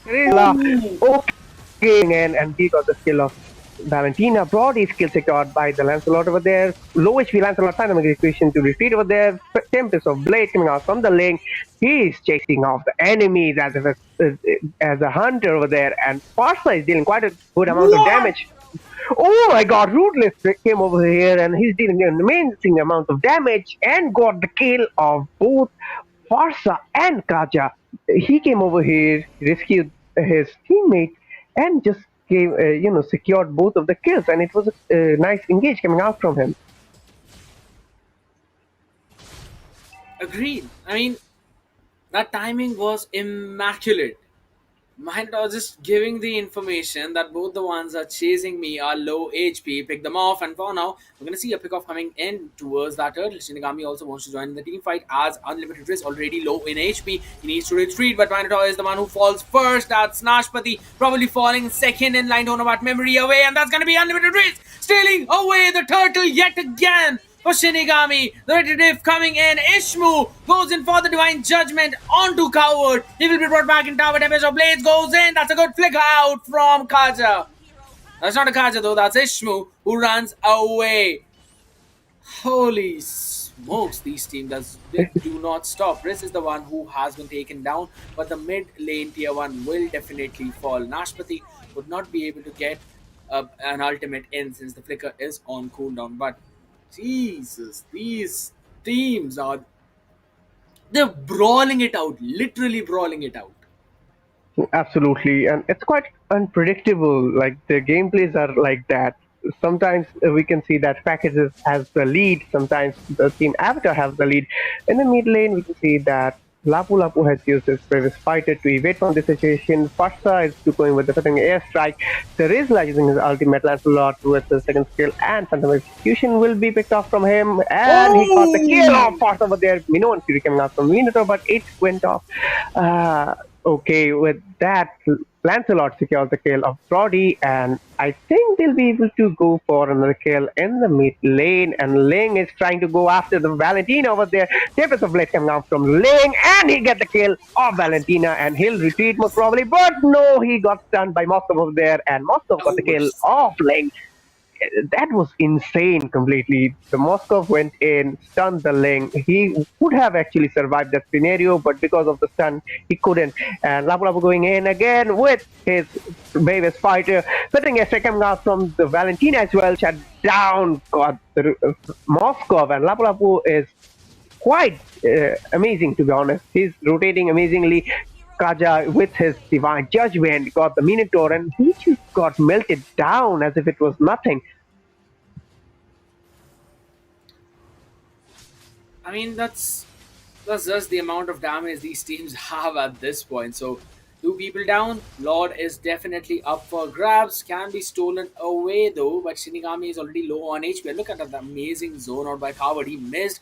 There's bigger. That's gonna be retribution. Battle won yet again by Unlimited Riz. Fast fingering away from that area, the danger area. That's gonna be Kaja using the divine judgment, finishing things off for Ishmu, and the pickoffs just coming in one after the other. So they will survive this yet again. But look at the bottom side tier 1. It will fall to the minions, though the Lord is going in, so the waves will be cleared. Now here's the thing, right? Even though the combination that has been set by the avatar is amazing. I mean, on paper, it looks absolutely unbeatable. There's the Minotaur with the Minoan Fury. Then there's Nashpati with the penalty zone. And he is catching people. He is catching at least two or three people in that. And then there's Ishmu, who can steal away the divine judgment. Ruthless with that stun. They've got every single tool to counter the entire lineup of crackheads, but it's just the difference in the positioning, and it's just the Lapu Lapu that is making all the difference. And there we go, another fight for Han. Minotaur with the Minnow and Fury faster trying to go with the feathering airstrike, and the Terizla with his penalty zone, trying to retreat a little bit. Fast over there, the Lord is going to the bottom lane, and Moscow is trying to defend that. Every single time Farsa goes with her feathering airstrike, Terizla just comes in with his penalty zone and stuns the Farsa over there. Farsa is trying a lot, but we know that Terizla has a good amount of crowd control, and he can, sustain team fights as well. And as you said, Scadia, Crackheads are actually, Team Avatar do have utilities to counter Crackheads, but Crackheads are just, they're just doing a comeback from every team fight, and they're just cutting out Team Avatar in every team fight, and they're right now leading in about 6,000 of a gold. In the top lane, we can see that Ling is in low HP. Mossum got the kill of Ling. The low HP Lapu Lapu. Lapu Lapu got picked up by Minotaur over there. Minotaur Rage got fused up. Kaja is using his Divine Judgment on the Shinigami, and Shinigami is retreating a little bit. And we can see that Terizla went in again with his penalty zone. Right now, we can see it's a 3v5 situation. I think Team Avatar might go quite aggressive in the mid lane so that they can push a little bit on the mid lane. And if we talk about the mid lane, uh, Crackheads still have all turrets intact in the mid lane. Lancelot going in again, but since he's the tanks a lot, he doesn't have that much of a damage. But he dealt a little bit anyways, but didn't manage to get a kill. And as I said, they could have actually went for the mid lane to push a little bit, but Farsa was quite quick enough to clear out the minions. So the Team Avatar didn't have any kind of opportunity to push the mid lane as well. Farsa is using his Southern Airstrike again to make the enemies retreat. And yeah, it's an amazing gameplay coming out from both of the teams. The kill difference is not that much, but if you talk about the goal difference, it's quite good enough, I'd say, because 4,000 goals in about 12 and a half minutes is a good amount of goal lead.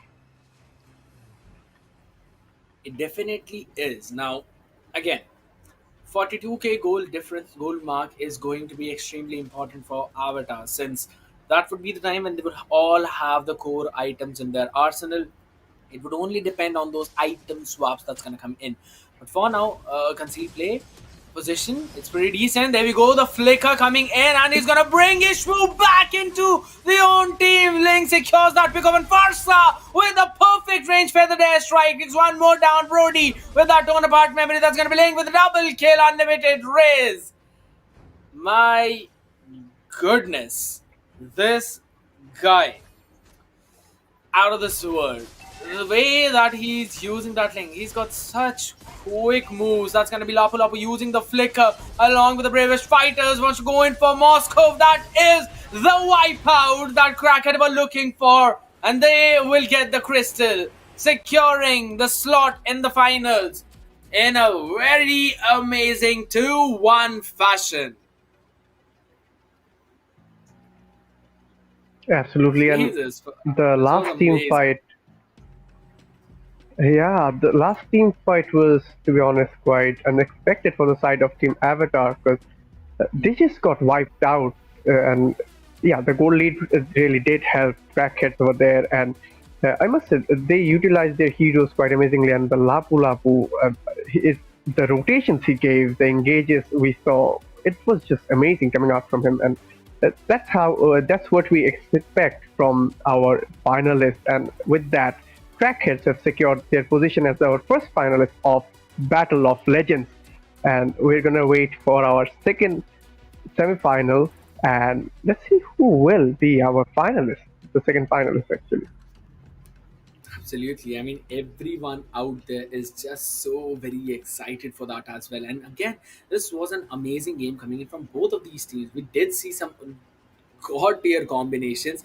Now, according to the draft, I did talk about the way that Crackers had a little bit of draft, and that was only because of the fact that they had the tools to actually dodge away the ultimates, dodge away that crowd control that was being brought on table by the side of Avatar. And in that last fight, Kaz is just pulling out Valentina from that entire composition, and the follow up coming in from Crackheads, perfect, on point, and that is what you need from your own team. That you take out the problem person in your opponent, find out who is the one who's creating the most problems. Valentina, oh, you're stealing the divine judgment.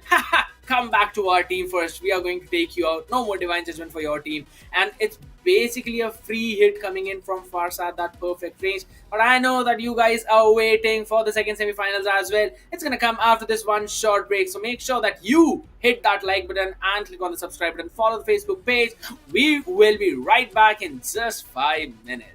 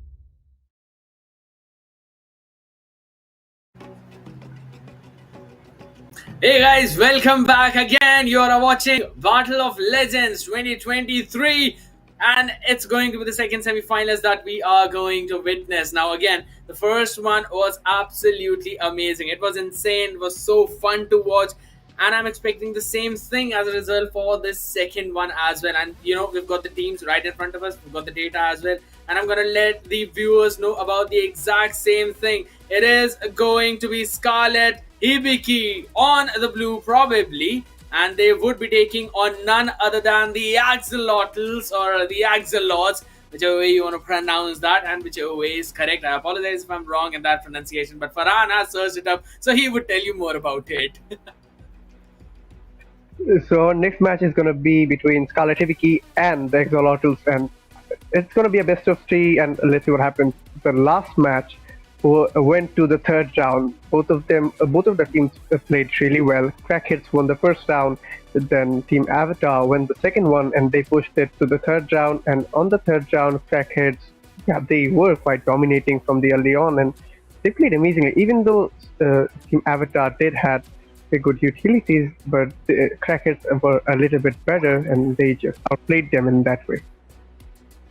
Absolutely. I mean, after all, it is the Battle of Legends brought to you by Next Gen Esports and partnered by MLBB Nepal. So, of course, the level is extremely high for both of these teams, and even the slightest of mistakes can be punished heavily, which, of course, both of these next teams that are going to come in front of us would need to keep in mind, because one mistake and your opponent has a ton of skills to capitalize a lot on that. So it is going to be extremely important. Stakes are going to be high. It is best of three though, so you can fumble on first one, but then the next two are going to become undroppable for you in this situation. So we'll just have to wait and see how things are going to turn out. We will be jumping into the draft, guys. I know good things take time, just a little more patience, and it's after all for battle for the prize pool of that 18,000 diamonds for the first place. We got more after that, but again, everyone's gonna look forward for that 18,000, and no one wants to miss that at all. So again, very excited for this one. Farhan, what are your expectations for the side of Scarlet Hibiki in this case? I mean, before looking at that, we're gonna quickly check the data of the previous one, the third game. Moscow picked up 7-3-4. Not quite a game you would want from your marksman. True, but I would say that when it comes to, you know, crackheads, they actually outshine themselves, and we can see that over here, the KDA of Ruthless was 734. Shinigami got the KDA of 538. He was Lancelot going in with the tank build, and Nashpati, the EXP laner Therizla, he actually was trying to go for a semi-tank build. He went on with the Bloodlust Axe and went on with the other defense items. And if we talk about the Minotaur, he was kind of struggling, to be honest, because whenever he tried to engage, he got outplayed by Crackhead. And Valentina tried a bit, but he didn't find any opening, unfortunately. That is true. And again, at the end of the day, we were seeing the side of Crackhead now this time, and going pretty solid with their picks as well as the way that they played. Their first was their win condition. Yes, picked off 3 times. I believe that was as equal as the Moscow in the opponent, but assists 11, kills 4. You've got the Clock of Destiny, Lighting Truncheon, Divine Glaive coming up early to counter any kind of Athena shield, early magic defense, which Moscow had none. So was definitely caught by surprise with that specific amount of range. But again, looking at the situation, Lapu Lapu playing amazing, 3-3-11. I mean, Coward was really solid and super brave in this fight. He was not at all scared to jump in between the entire backline brought in by the side of Avatar, because he had the Hunter Strike as well as the Bloodlust Axe. And with that, we are going to go for the ban phase, and we're in the drafting phase. And on the left, we've got Scarlet Hibiki, and on the right, we've got Team Exhilarating. And the first ban is coming out from Scarlet Hibiki, and let's see what they're going to ban. Since they have the first pick, they're going to leave out some of the meta heroes.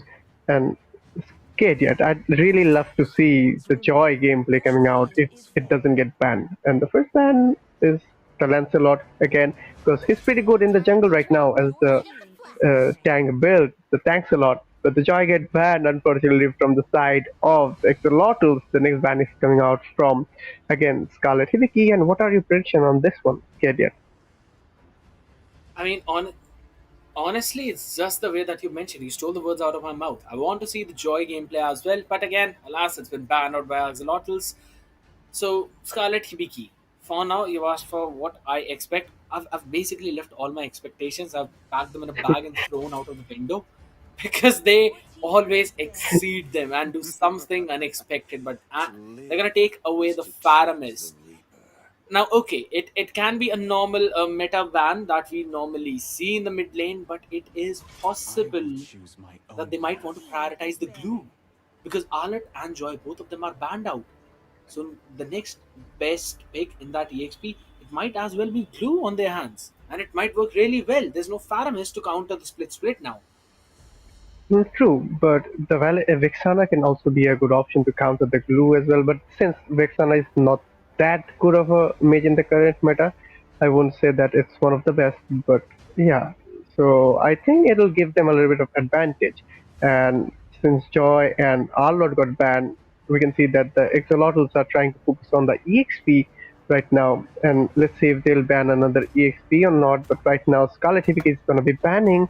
And since okay, so they have banned the Melissa over there, and I think your prediction might be true. They might be trying to go for the glue over there, but let's see what happens. If the Axolotls bans off the glue, then it will be quite unfortunate for Scarlet Hibiki because they're banning the sequence kind of, looks forward to taking off the glue. And as I said, the glue got banned, and even though Scarlet Hibiki were trying to ban off the heroes to go for the glue, they didn't finally were able to get it. I mean, but they've got something worth equal. They've got the Novaria as their mage. Now, yes, Eve is available for the counter alongside the Kaja, and Kaja has been logged in, and they've also secured the Valentina. So that's two amazing heroes picked up right away by Axolotls. Kakashi on the Kaja, Miyamura on Valentina. They can steal away a ton of ultimates that are going to come in. The draft seems to be favoring the side of Axolotls a little bit, though. But again, Prajwal changing things around. Franco along with the Beatrix. So you got suppression for Kaja? Perfect. We've got Franco. You want to flicker in? You're gonna stay in. Pain Besides that, when Novaria uses her ultimate, it actually gives the range advantage, and Franco will be having a little bit of advantage with his hooks when Novaria is has used her ultimate. We with that we were done with the first picking phase. We're gonna go to the second banning phase again, and the ban is coming out from the Axolotls, and they have banned the Bane. So right now they are most probably focused on the jungle, and the next ban is from Scarlet Hibiki again, and they have banned the Hayabusa. Both of the teams are trying to ban off the junglers of both of the teams. The last ban coming out from the Axolotls, and let's see if they are gonna go for the jungler again, or will they ban off any EXP? What do you think, Idiot? Fredrin is open. Lancelot has been banned out. We've also got the Akai you can pick actually, and it's going to be a very good pick for either of these teams because the heavy spins gives you a ton of priority. So why do I even open my mouth at this point? I should just shut up, this kid. Akai has been banned away. All right, what's left, Fredrin? Why don't you ban that out as well, Hades? Take away the Fredrin. Now go in for some other comfort jungler and keep us guessing. That's what we are here for, either ways. But all right, jokes apart, pretty solid ban in terms of Akai coming out perfectly. You know that your draft can be countered with the heavy spins. Might as well just ban it away. We're not going to secure that. Fredrin is still available, and Axolotls can definitely pick it. It is going to give them a massive advantage. You should. I can only think about the Martis getting picked off as the jungler because I can Yeah. see that a lot of options are got banned out. So there are quite minimum heroes to go for it. Right now, the Axolotls need a jungler for their team and an EXP laner. So let's see if they're going to go for the EXP or the jungler. I think they should go for the jungler right now, since otherwise they'll be quite minimum heroes to go for. Even though right now there are a lot less heroes, and Stark is going for the Ling. And what do you think? In this current meta, will Ling be able to survive these kind of scenarios? He can, and that too very well, because in order to reach Novaria, Ling is absolutely a beast, and in the late game, Novaria cannot survive Stark's burst damage whatsoever in this situation. So that is Not a a single lovely pick word coming in from their false. side. I love the draft from Axolotls. While looking at Scarlet Hibiki, Martis, you called for it, and it has been picked up. For the EXP though, that's gonna be the This question, land shall because at hold the it, end of the and day, it will soon be all right, upon it's gonna be you. Lapu Lapu that has been secured. Now there are a few more heroes that you can use to counter the Lapu Lapu in the EXP lane, but the value that he would provide by jumping in towards your own backline, there are a few who can do or replicate the same thing. Yuzhong being one of them can be picked up, or Martis, Minsithar, I mean, can be used to counter the Martis though, but let's see for one more second. I think so. The Yuzhong would be a better choice in this one. Maybe the Esmeralda. I think going for the Yuzong would have been a good option to go after Novaria. Okay, we're seeing that Sandeep is hovering over the Yuzong, and to be honest, yeah, Let the world be it was the true to best me. pick they could have gone for, because otherwise they would have had a little bit of issue going for the back lane, because Link would have been left out in the back lane, and there was a Franco and he could have just suppressed him. So, yeah, getting a backup, going for the back lane, good thing. Absolutely correct. And again, I mean, Yuzhong, I was saying that it is much better than any other hero in that situation, because you can basically have that stalemate in the lane against Lapu Lapu. You always have the Black Dragon form to give it some quick rotations from your own lane. He can have the priority and would be able to provide a lot more utility in those fights. Now, Lapu Lapu is going to do the exact same thing, try and take that backline out. Both of them, they've kind of got the CC immunity though. Lapu in his ultimate form, and Yuzhong when he is that Black Dragon can close in that gap. So both of the compositions have got their own perks. But looking at the draft, there's not one thing that I can say that yes, this team is strong at that, that team is strong at that. But I really love the picks coming in. However, I'm going to give the edge a little bit to the side of Team Hibiki, because they've got the Novaria, they've got the range. They should be able to get that early game wins. True, and with that, we are going to go to the match right now. But I think if the Axolotls you can utilize the Yuzong properly, they will have a little bit of advantage in the team fight. But we can see that Franco is going in, and he used his hook on the Ling right now, and Ling is going for the orange buff right now, and he's going to go to the Elite Wonder afterwards and rotate to the gold lane most probably. And it's quite passive over rotation, to be honest, but the Franco's hook predictions are quite good, to be honest. And he hooked on the Kaja again, and we can see Novara is in low Oh, HP, but he used his flicker to evade from the situation. And even though Novaria is a pretty amazing mage, she's quite squishy from the Leon and has a little bit, she's not that great of a damage dealer in the early game. The Lethal Wonder got secured by Martis over there, and Ling is going to go for his purple buff. And I think Martis can go and engage over there, because we are not seeing that kind of early gamers over there. What do you think, kid, yet? what I think is that maybe Franco has not picked up the roam item. But for now, we're going to Well, see the engage coming in. Kakashi low in HP. Snipe missed. The mark not connect. We do have the decimation though out of the range, so Aman would have to retreat back, stealing away the creep from Stark, denying him some of that farm. Now, we're going to see Stark jumping in onto Franco. Snipe does connect, but the damage is there. First blood coming in, but there we go. The decimation should be enough to take them down. Stark, low in HP, will be taken out right in that instant. And again, Franco not picking up the roam. Probably they both want to reach that level 4 at that turtle mark, but I don't think so. That is a good strategy at this point. Yeah, I because want to see the they'll items. I want to see the items. there's a fight breaking out in the turtle. Ling got the turtle as well. Lapu Lapu with his previous fighter. Yuzong going in, but he's in low HP. Lapu Lapu got the kill of Yuzong.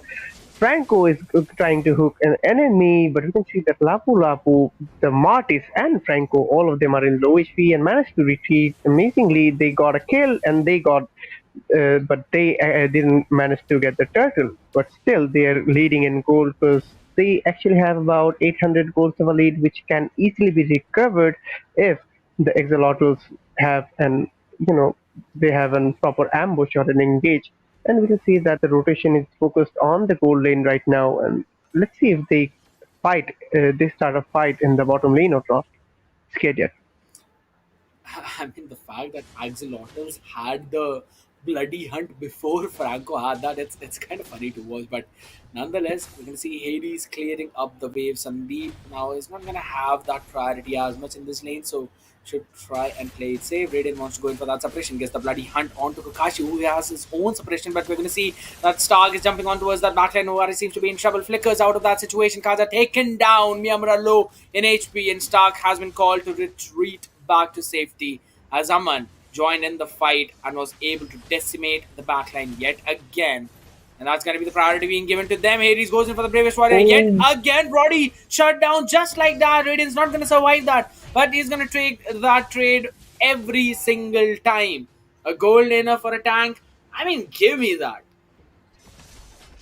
I think focusing on the tank being level 4 fast enough was a good decision because the Franco has an amazing prediction when it comes to the hooks, and besides that, he's utilizing his bloody hunt properly as well. And he's trying to focus on the Beatrix getting farmed a little bit, focused on the mid lane for the gold from the mid lane shield as well. Franco hooking again on the Kaja, Link focusing on the Beatrix. Beatrix uses Flicker to evade from this situation. Franco going again. Decimation coming out from the Marty's got the kill of Kaja, and with that, right now, there's a lot of doesn't have a front laner, but the lane. Okay, Yuzong coming in with the Black Dragon form, going for the Frank over there. Gets the kill of Franco, going in again for Beatrix. Used his passive, and Beatrix with low HP managed to retreat from this situation. It was a nice engagement coming out from Yuzong, trying to evade, trying to zone out the enemies. But we can see Hades is going in, Kaja with his divine judgment. Miyamura got the scale of Hades for there. And the fight is quite going amazing, to be honest. Both of the teams are utilizing their heroes quite amazingly. Scared yet? That is true, and the tone apartment is just there to clear the way. So it's Zoo gonna go back to the safety of his tower. Now, again, we've talked about Prodi. He is a very strong early to mid game hero, can have the priority, he can snowball out of control. But in order to reach that point, Axolotls need to make sure that the farm is fed to the Brody. He gets those kills, which for now is not being able to grab a lot of. Kakashi is also there. The wave was cleared using the Nibiru's passion. So Prajwal will retreat back. Again, they're fighting for the objectives and nothing apart from that. Almost dashed into the iron hook of Raiden, so he will for now survive with that bush being set up. I mean, Raiden can actually be picked off. He's just scouting out all of those bushes. That is smart play from both of them. Now, the way that the composition works is almost the same. For now, Lapu Lapu, oh, he'll be taken down. No way he survives Oh, that. Bursted in an instant. Resources being used up, and now the priority in the EXP goes for Sandeep. They should be able to take down that tier 1. The way that they're moving, I believe they would be able to. But look at how Hibiki are now going to try and focus down towards that bot side, or maybe not. I might have just said it preemptively. Top tier 1 falls off. Turtle is going to come up in about the next 5 seconds. I still think Axolotls have the upper hand. I think so as well because they're trying to initiate properly. They also got the first turret of the match, and with that they're actually leading about 1,000 goals, and they're gonna go for a fight again. Franco with his Iron Hook, and most probably he'll go for the Bloody Hand. Yuzong with his Black Dragon form. With that, Marty's got picked off by Brody, and right now Axolotls are going to go for the turtle. They're zoning out the Beatrix and the Franco quite amazingly. Valentina is dealing a little bit of damage, and I think the Axolotls will get the turret without any effort, and Stark manages to get the turtle, the amazing retribution. Lapu Lapu with his bravest fighter to retreat, and Brody is trying to push the bottom lane's first turret, and I think he'll be successful as well. Beatrix is coming out with the Franco. Franco might go after the Brody, but Ling is going in. Tempest of Blade coming out from the Ling, but he is retreating a little bit because the Franco might have the Bloody Hunt. That's why he didn't engage that aggressively, but did manage to deal some damage on both Franco and Beatrix. KTS. Agreed. And the lot's gonna come up in the next 80 seconds. Farm difference, not that high, just 3,000. So it's just as you said, both the teams on equal footing. It totally depends on the micro play that's gonna come in. As of now, I feel that Aman has been much more proactive in the Oh, map. That's an iron hook of his lifetime, but Sandeep tanks it all. There was not enough damage. Beatrix, so he's gonna survive. He gets to see another day. Flicker was not burned up, so Raiden's gonna get that ready and back up in the next 35 more seconds. Again, talking about things that I was mentioning is it's going to come down to that micro play and Aman. He, we know that he is a Martis with a tank build, so definitely he would be a little more proactive in that early game. Oh oh my my God. goodness gracious! Both of these suppressing heroes have just insane IQ. That Iron Hook and for now Stark's gonna be caught in such a low HP would have to retreat. Hades tanking everything from Itzu. It does not seem to have enough damage as of yet. But what a nasty play, both from Franco as well as Kakashi. Outworldly, outrageous. They go on for more fights. River Stride is used up again. Sandeep being taken down. But Prajwal has been finished off already. So that is a priority target for Axolotls. GG's. Uh, Both of the rumors actually played an amazing, part in the mid lane over there. But if we talk about the scores right now, it's 8 by 10. The Exolotls are quite leading when it comes to the scores and the gold, and they have actually managed to secure two of the turrets of both sides of the lanes, and they're actually a little bit up ahead. They actually have the upper hand right now, even if it's just a little bit.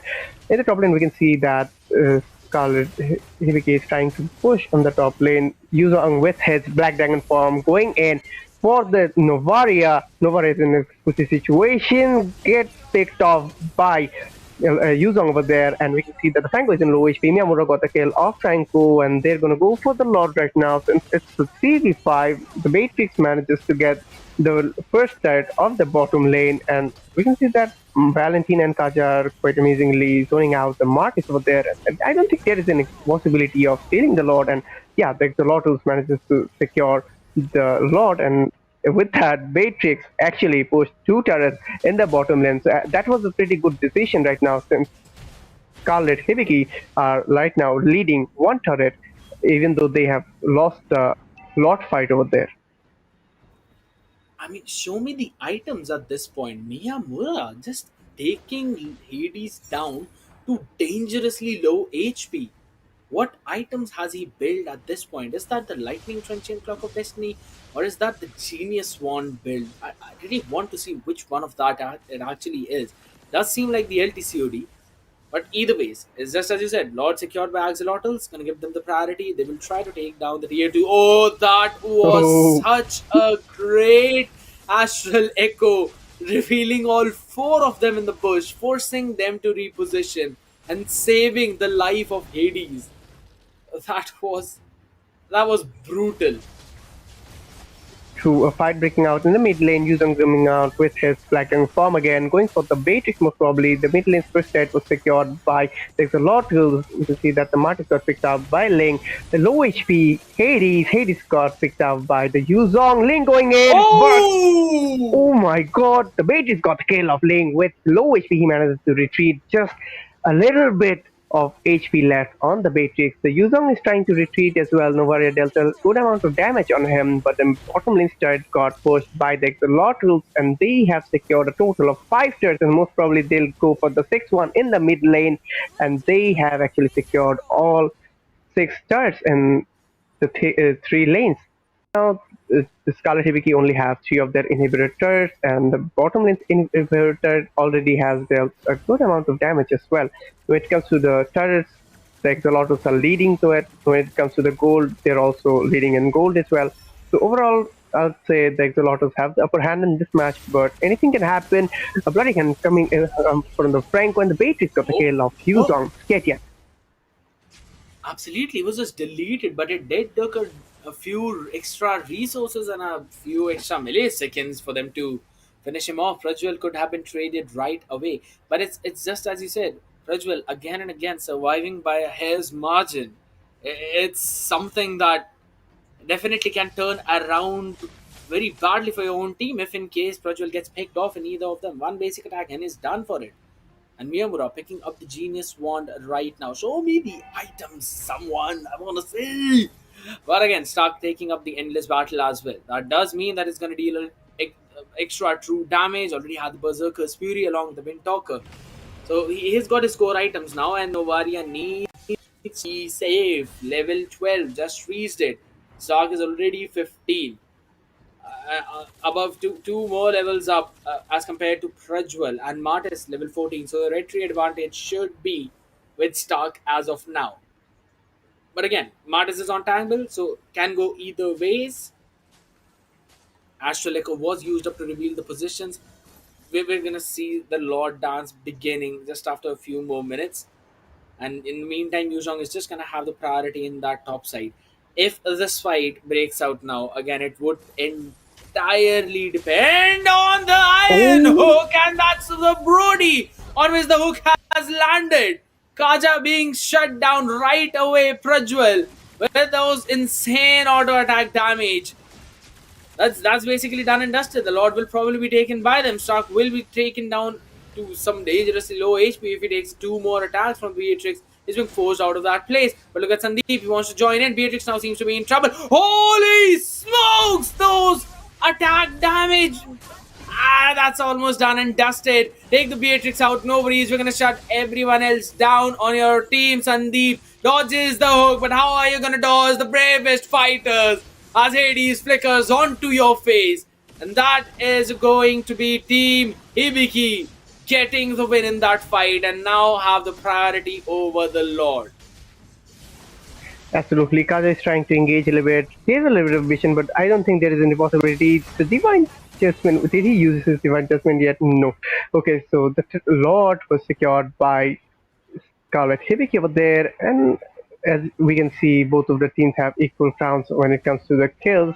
The gold lead now goes to the side of Scarlet Hibiki, but they are still lacking behind when it comes to the thirds, because they have only secured 3 of them, where the Axolotls have secured a total of 6 turrets. And if you look at the bottom lane turret on Scarlet Hibiki, it's quite on low HP, and if the Axolotls manage to secure that one, the Scarlet Hibiki will have a little bit of pressure on that. But in the meanwhile, mid lane turret was pushed by Scarlet Hibiki, and they have secured the first turret in the mid lane. Top lane is being secured by defended by the Axolotls, but in the meanwhile, Lord is coming out from the bottom lane, and I think they might be able to secure 1 or 2 inhibitor turrets with this Lord. Yuzong is trying to zone out the enemies with his Black Dragon form. The Axolotls managed to defend the Lord amazingly, but Yuzong used his Petrify on Novaria, and Novaria's pair got picked up by Valentina. Miyamura got the double kill over there. The damage output from this Valentina is amazing, to be honest. He's just melting down the enemies. Skate here. What are your opinions on this Valentina? The damage output, the engage. I've already mentioned it. Show me the items because I did see him picking up the genius wand, but that's just absolutely disgusting. And the fact that Prajwal has no Athena shield till now, it just shows how disrespecting he is being to that damage coming in from Miyamura. And this can be the turning point of the game because Itzu would not be as valuable since it's already 17 minutes in the game. His damage will fall, and that too exponentially, since the itemization would be in such a way that he would not be able to deal as much damage as he was in that early to mid game. So again, Beatrix would be much more viable in this situation, and which is being shown. However, if X misses those astral spheres, then it's Miyamura who would have the upper hand in those fights, as he would be able to take Prajwal down way too quickly, and he is doing that. He is the one who is trying to prioritize Prajwal in those fights. Kakashi needs to land one good divine judgment. He has not been allowed to do so that very well. He's been doing that. He has been targeting Aman a couple of times to shut him down, and that is extremely important as well, because it's the jungler of your opponent. No matter what the situation is, he is important. And once you take him away, it's the retribution out and a very tanky and anti CC hero taken off. So it does give you a priority. However, Law's going to be up in the next 5 seconds. True, and this is going to be the evolved lord, and it's going to be quite durable as well, dealing a lot of damage to the turrets as well.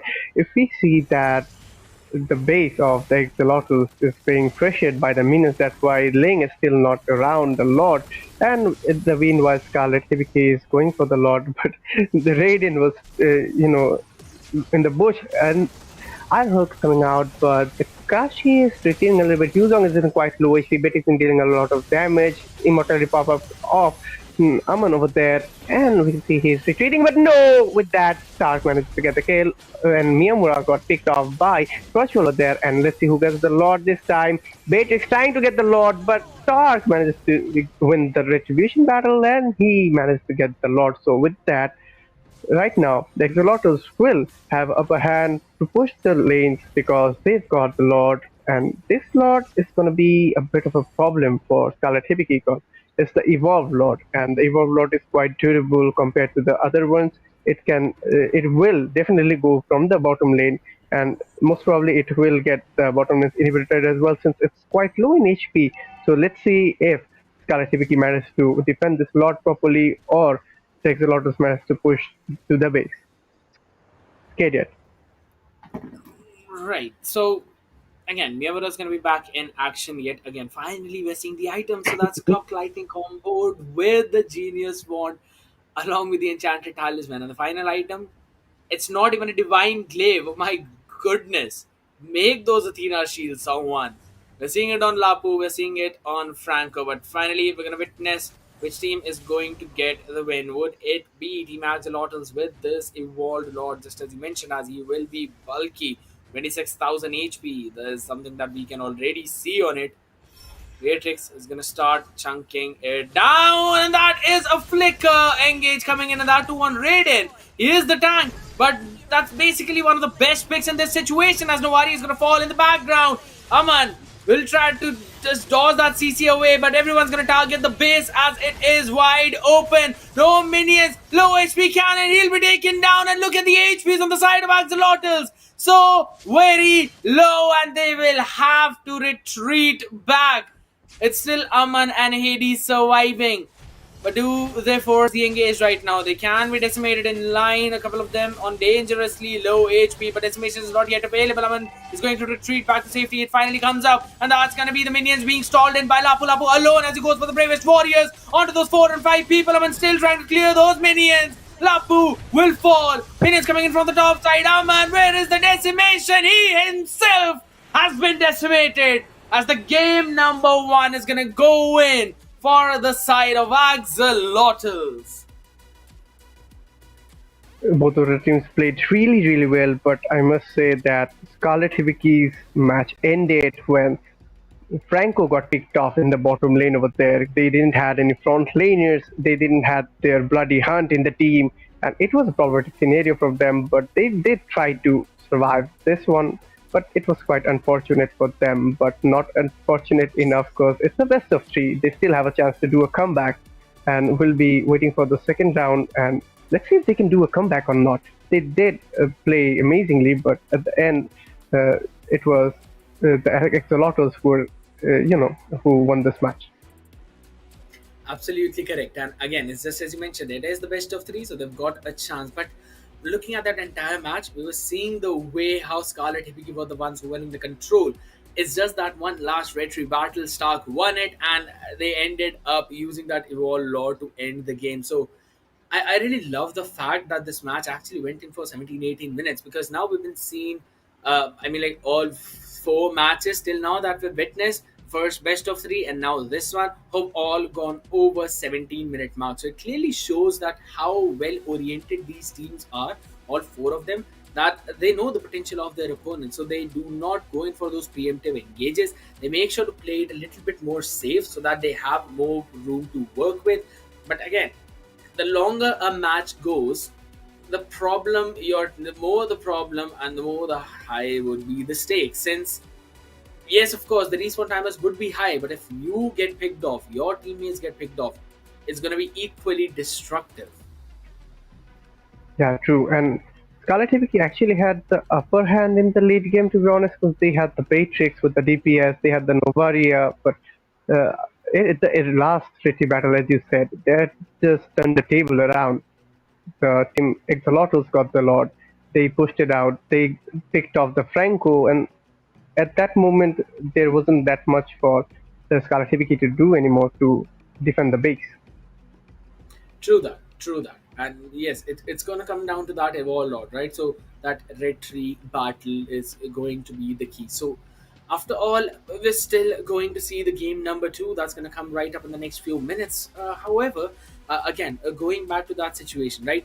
You've got a Brody on your side, so you know that he has the legitimate priority. So even after that, we did see Axolotls not playing for that goal lane that well, or that much as I would have expected them to play. They made sure that Brody does not fall in the lane, but they did not prioritize him for being focused down on that entire damage output. They also made sure that Valentina needs to get farmed.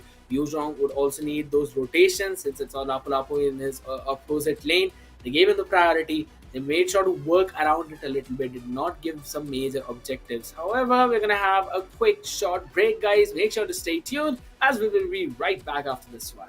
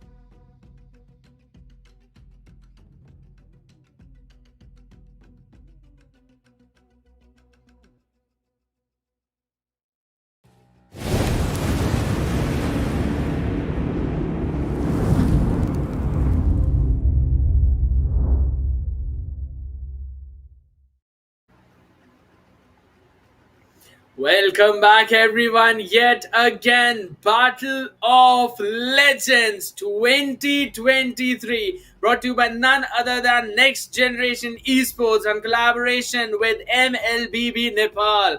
We are seeing the second semi-finals. Game one was already over. We see Axolotls one step closer to that final spot. They need to win one more match, and they would just go in to battle it out with the finalists. So again, talking about the first game, it went for a little bit longer, but Axolotl is just playing that disciplined game. Farhan, talk to me. How do you think the game number two might show up? It's quite unpredictable, to be honest, because in the early on we could see that Scarlet Hibiki was actually going on pretty well, but in the late game after the last retribution battle, everything just turned around at them. And right now we can actually see that the database of Team Axolotls, and we can see that the Stark has a KD of 5-11. Itsu has a KD of 5-6. That's pretty good for a marksman, I'd say. And when it comes to Yuzong, Sandeep has a KD of 5-4-10. That's pretty good as well. He rotated whenever he could, zoned out the enemy. Miyamura with a KD of 8-4-12. That's just splendid, to be honest. And Kakashi with a KD of 0-3-13. And we could see that Miyamura had some different kind of a build, to be honest. Yet. Hmm. Yes, because normally we see either the clock lightning or we see the genius wand and enchanted talisman combined with the divine clay. He makes both of those builds, and it's like unlimited damage, and he was actually outputting a ton of that because we did see Hibiki struggling a lot. Hades with a double Athena shield. Um, Not quite sure why was that. Maybe he just wanted to swap the items in the end so that he could be as tanky as possible to make sure that he would be able to clear those waves and still stand strong while Aman and the rest of Aman would be clearing the other minions and the rest of the team would be spawning. Tried very well, did not work out at the end. Now, Prajwal, solid build on Beatrix. BOD, Hunter Strike, Malefic Roar, even the Haas Claw for that sustain, along with the Wind of Nature, was picked off in the end only because of the absence of an Athena shield. I really feel like it would have sold the boots to make that Athena shield. But again, that was just what happened in the previous game. Let's jump into the draft right away. On the left, we've got the Axolotls. They've banned off the Joy as the first ban, and the next ban is coming out from Scarlet Hibiki, and they have banned the Kaja. They don't want to face the Kaja because the Divine Judgment is quite annoying, to be honest. He can just smash the enemy from in the middle of a team fight, and that just, makes it quite problematic for them to survive. The next ban is coming out from, again, the Axolotls, and they have banned Fanny. I think they're expecting Fanny and the opponent. That's why they've gone for the Fanny ban, or they're actually trying to minimize. You know, they're trying to open up some options for them to go for the meta heroes. And besides that, we can see the next ban coming out from Scarlet Wiki, and the Arlott might get banned this time. What do you think, Skadia? Yes, Arlet and Joy are something. Joy has already been banned, so Arlet is something that I'm expecting to be taken away. We've seen him perform very well multiple times, but it's going to be the respect ban Valentina coming in. Really love the ban. Again, whenever you see a respect ban, you yourself gain a ton of confidence because yeah, I played so well. They banned out my hero, so as of now, Axolotls Miyamura would be on cloud nine. But getting back down to the focusing of priority picks, they have the Novaria open and they also have the Arlet open. If they want, they can keep both of them. They might want to try and ban away, since the cards has already been taken out, maybe a Franco because that is another suppression hero. Yeah, that could be a good ban as well. Because besides that, if they don't ban off the Franco right now, I think they can go for it. And the most predictable Franco ban is from the side of Hibiki, but Martis got banned from the side of Axolotl. And they're actually focusing on the jungle maybe because the Fanny and Martis both are pretty good junglers and early gamers as well. And they have been banned off from Axolotls. The next ban is from Scarlet Hibiki, and this is going to be the last ban of the first phase. And if we look at their picks, their bans, the second was an honor ban, and the first one was mostly because of the annoying divine judgment. And banning of the Franco would be a good option, but the R lot is still open, scared yet, and I think banning of the R lot is the most predictable ban in this situation. Agreed, and it would be a pretty good ban. Arlet, we know how insane he is on that EXP lane, and he called for it. We've got the Arlet ban coming in.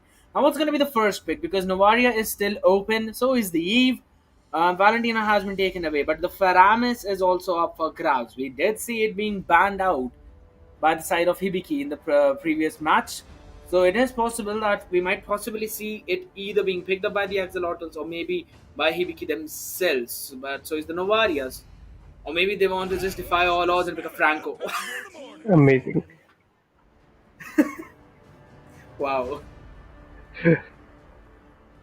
Yeah, the Franco pick was just splendid to be honest, because he can actually go with the hooks and the bloody hunt, and there is no suppression skill in the opponent right now. Since Kaja is banned, there is no other roamer in the same level as him, and the Zai is going for the Lancelot, and Paramis got picked from the side of Scarlet Hibiki. And Paramis can be a good utility over there because the Cult Elder can, he can make his teammates survive situations with that Cult Elder, and it can be a table turner as well.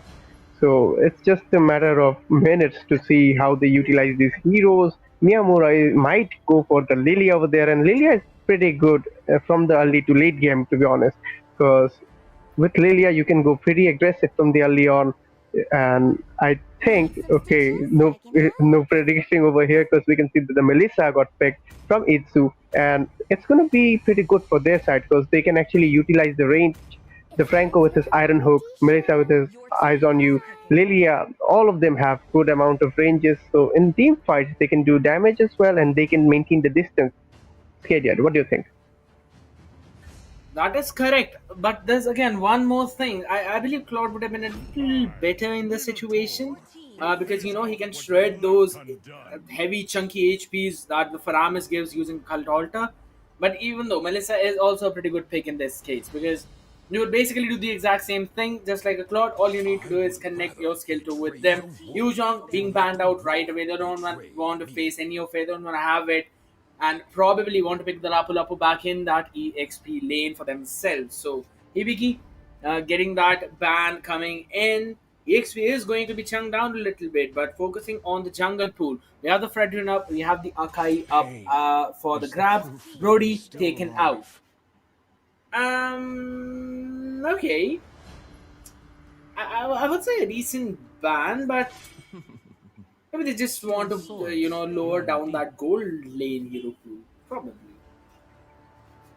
We can actually see personal bands coming out from Scarlet Hibiki right now. The Valentina, the Yuzong, the Ling, all three of them were respectable bands for the side of the Exhilarating. And we can see that the Bates got banned from the Exhilarating, and Carrie got picked from the Prajwal over there. And I think even if the Exhilarating try to go for tanky heroes for the EXP and the jungle, Caddy will be a pretty good counter for that. And the next two picks are for the Axolotls. They need an EXP laner and the jungler. And right now there are a lot of options minimized. So I think they can go for the Fredrin right now or the Akai. What do you think? Definitely would be a pretty good choice. But again, we were talking about the EXP lane. It was being lowered down the pools, but there is the glue still up for grabs. So Lapu Lapu, yes, could be a very good pick. However, since Ling was banned out, we were expecting either a Fredrin or an Akai. We have neither of them. We're getting the Hayabusa that we saw in game number one and first semi-finals. And I believe it was Crackheads who went in and picked that hero. So we're gonna see him back coming in this draft and this game number two. I'm gonna see a similar kind of gameplay, and knowing Stark, he plays excellent on an assassin. His Ling was really on point, but Terizla to finish off the draft by Aman. Solid draft from both of the teams. Minotaur as well as Terizla gonna provide a ton of crowd control. Now it depends on which initiator does his job better than the other one. I think in this particular lineup, Hayabusa will have a little bit of upper hand because there are no strong crowd controls in the opponent team. And even if Lancelot tries to go in, even if he is the tank slot or the damage dealing Lancelot, there is a Frank on the opponent team, and that's going to be a bit of a problem for him to survive if he goes to in the enemy zone. Agreed. So I really want to see him going in for that tank slot only because that's going to be extremely important. You need to face tank that damage. You cannot burst down the Melissa so very easily. She has got the go away, so basic attacks will not come in. Even your puncture would miss the mark. So you would need to either be on point with the Thorn Rose as well as the Phantom Execution, or you need to be ready to get melted down. So tank slot would be better in terms of utility, but of course, if you want to go for sheer burst, go for the damage lance. We're gonna see how things are gonna roll out, everyone. It's going to be the game number two. It is the match point in favor of Axolotls up against Scarlet Hibiki. Let's see if things go out in 2-0 fashion, or are we going to see a game number three being forced? We're in the land of dawn. Second semi-finals on the way. It's going pretty passive in the mid lane right now, but we can see a pretty aggressive approach in the bottom lane since it's a 1v2 and Franco is trying to hook Carry over there, but Carry has taken a little bit of damage from Melissa over there, but trying to retreat. Minotaur has come over here to back his marksman up a little bit. It's a 3v3 in the bottom lane, but I don't think they will go that much aggressive in the lane. I don't know, coming out from the flank over there, Minotaur is low HP. Melissa is dealing a continuous damage, but Minotaur managed to survive that, and he didn't have his break over there, and that could have been a pretty problematic scenario for him if he got stuck over there. But it's a do or die situation for Scarlet Hibiki since it's a best of three and the first match was won by the Axolotls. They'll try their level best to, win this one. But we can see that Franco is taking a lot of damage over there, and the first blood was secured by Tazai with Lancelot, and he's retreating a little bit. But the Stark is in quite problematic scenario, and double kill secured by Tazai over there. He got the kill of this Hayabusa, and it was a pretty amazing engage. And I thought Hayabusa would be able to survive, but he kind of got into a specific situation that he couldn't come back from. That is correct, and it's 5 more seconds for the turtle to be spawned up. Kakashi being brought in by the Faramis, and a ton of utility being used upon him to take him down. Dazai does not have enough damage to take him out though. But for now, Sandeep will also try to get that level 4 penalty zone connecting in. Meanwhile, Dazai taking the turtle, but the fight in the engage towards the top, and Lilia falls. Miyamura being picked off. Axolotls do not seem to be comfortable on the picks that they have. Plus, even the neutral objectives are being taken by the side of Ibiki. We're gonna see Hayabusa surviving a little longer using the shadow kill, but nothing after that as he will be shut down on the bottom lane. Phew! Itzu taking the carry down. So that's one thing that they needed. They needed to, relieve that pressure from some part of the map, and the bottom lane is where they focused on. True. The moment where the fight was initiating in the top lane river, in this particular situation, Franco and Melissa managed to get the kill of Carry, and that actually boosted up Melissa a little bit. But still, the gold lead goes to the side of Scarlet Hibiki since they have about 1,000 goals of a lead right now. And we can see that the Minotaur has came back in the bottom lane to give his marksman a little bit of backup. But I think Lancelot and Paramis will try to go for the Melissa over there. But if we look at the top lane, Hayabusa is kind of rotating to the top lane, and that might be a problematic situation. If you look at the bottom lane, we can see that a fight has initiated, but no one managed to get any of the kills, or no teams have dealt that much of a damage, to be honest. Iron Hook coming out from Franco, but just for a little distance, Paramis would secure. Oh, he's dead. Oh, Paramis with his culture. Franco got picked up by Carry over there, and Melissa used his go away, but that's going to be a bit problem because Lancelot might engage over there, but no, there were no minions to engage from. That's why he retreated. Katie, at the score right now, the overall scenario. What do you think? What's going to happen in the mid game? Probably it's Scarlet Hibiki who would have the advantage, but for now they're gonna force the issue on towards that bottom side. We can see them going in for those engages. HP on Ooh. Prajwal so very low. But Lilia is there. Does the support come in at the perfect time? We are seeing the action perfect. Prajwal is going to survive. The region did actually help him out along with the healing from Raiden. Oh, that's a flicker connecting, though it's just Daza. He would be able to survive that. He's a tank slot after all. He's going in for that entire tanky build. Penalty zone connecting in. Last on using the Phantom Execution. Trying to run away, go away, used up as well. Everyone's taking chunks of damage. But again, the Beatrix does not have enough on the play to offer. So they're all surviving. However, if this same situation would have happened and Beatrix would have had a few more items, it could have been devastating. True, and both of them actually have quite good of a potential in the late game. But Brian coming out from Frank over there, Farm is got picked off by Lapu Lapu. The buff is being invaded by the Axolotls over there. Lancelot is trying desperately to get his buff, and I think he will. But the Franco with this Iron Hook trying to reset the buff, but Lancelot manages to get his buff successfully. But at the meantime, the top lane, Teresa was trying to do a split push, but Hayabusa manages to go there in time, uses his shadow kill. He has managed to get Teresa retreat a little bit, but in the bottom lane, we can see that it's a 2v2 situation over there, but there is a high possibility of an engage in the top lane as well because Lily has engaged over there, dealing a little bit of damage. And right now, they're just trying to poke each other right now because they are not committing into a fight, but they surely are poking the enemies whenever they can. Scared yet. Absolutely correct. And right now, again, it's just as you mentioned, they're brawling out at every specific area of the map.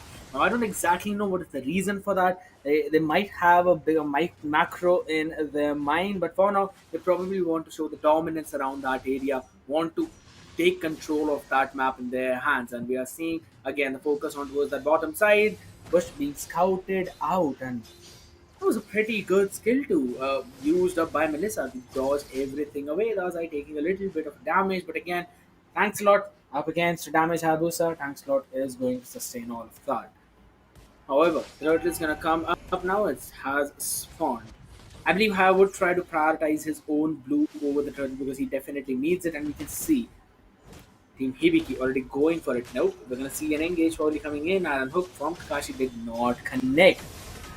Neon Fury launched up. Everyone's now three people knocked up at a perfect time. And that's going to be Stark just taken out like that. Itzu in trouble. I mean, right on his face. Kaltota used up as well. Faram is taking Melissa out of the picture. And Raiden just tanking the damage. They want the life of Kakashi. And they take it away. Amazing gameplay coming out from Scarlet Hibiki over there. We can see that the Lancelot is rotating a little bit. They will secure the bottomless first set quite amazingly, and with that, they're going to focus on the mid lane right now. And if we talk about the current score, it's 2-1, where the Axolotls has the score of 2 and Scarlet Hibiki has the score of 8. When it comes to the goals, Scarlet Hibiki has the lead of about 4,000 gold. Farm is just trying to engage on Lilia. Lilia uses her black shoes, trying to survive the scenario. There are no minions, so Scarlet Hibiki can't push over there. But Hayabusa with his Ugi Shadow kill managed to get the kill of Farm is over there. But Farm will be back pretty soon because of his passive. And right now, I think they should focus on initiating with their marksman and going for split push maybe, because if they focus on team fights right now, things might uh, turn around at any moment.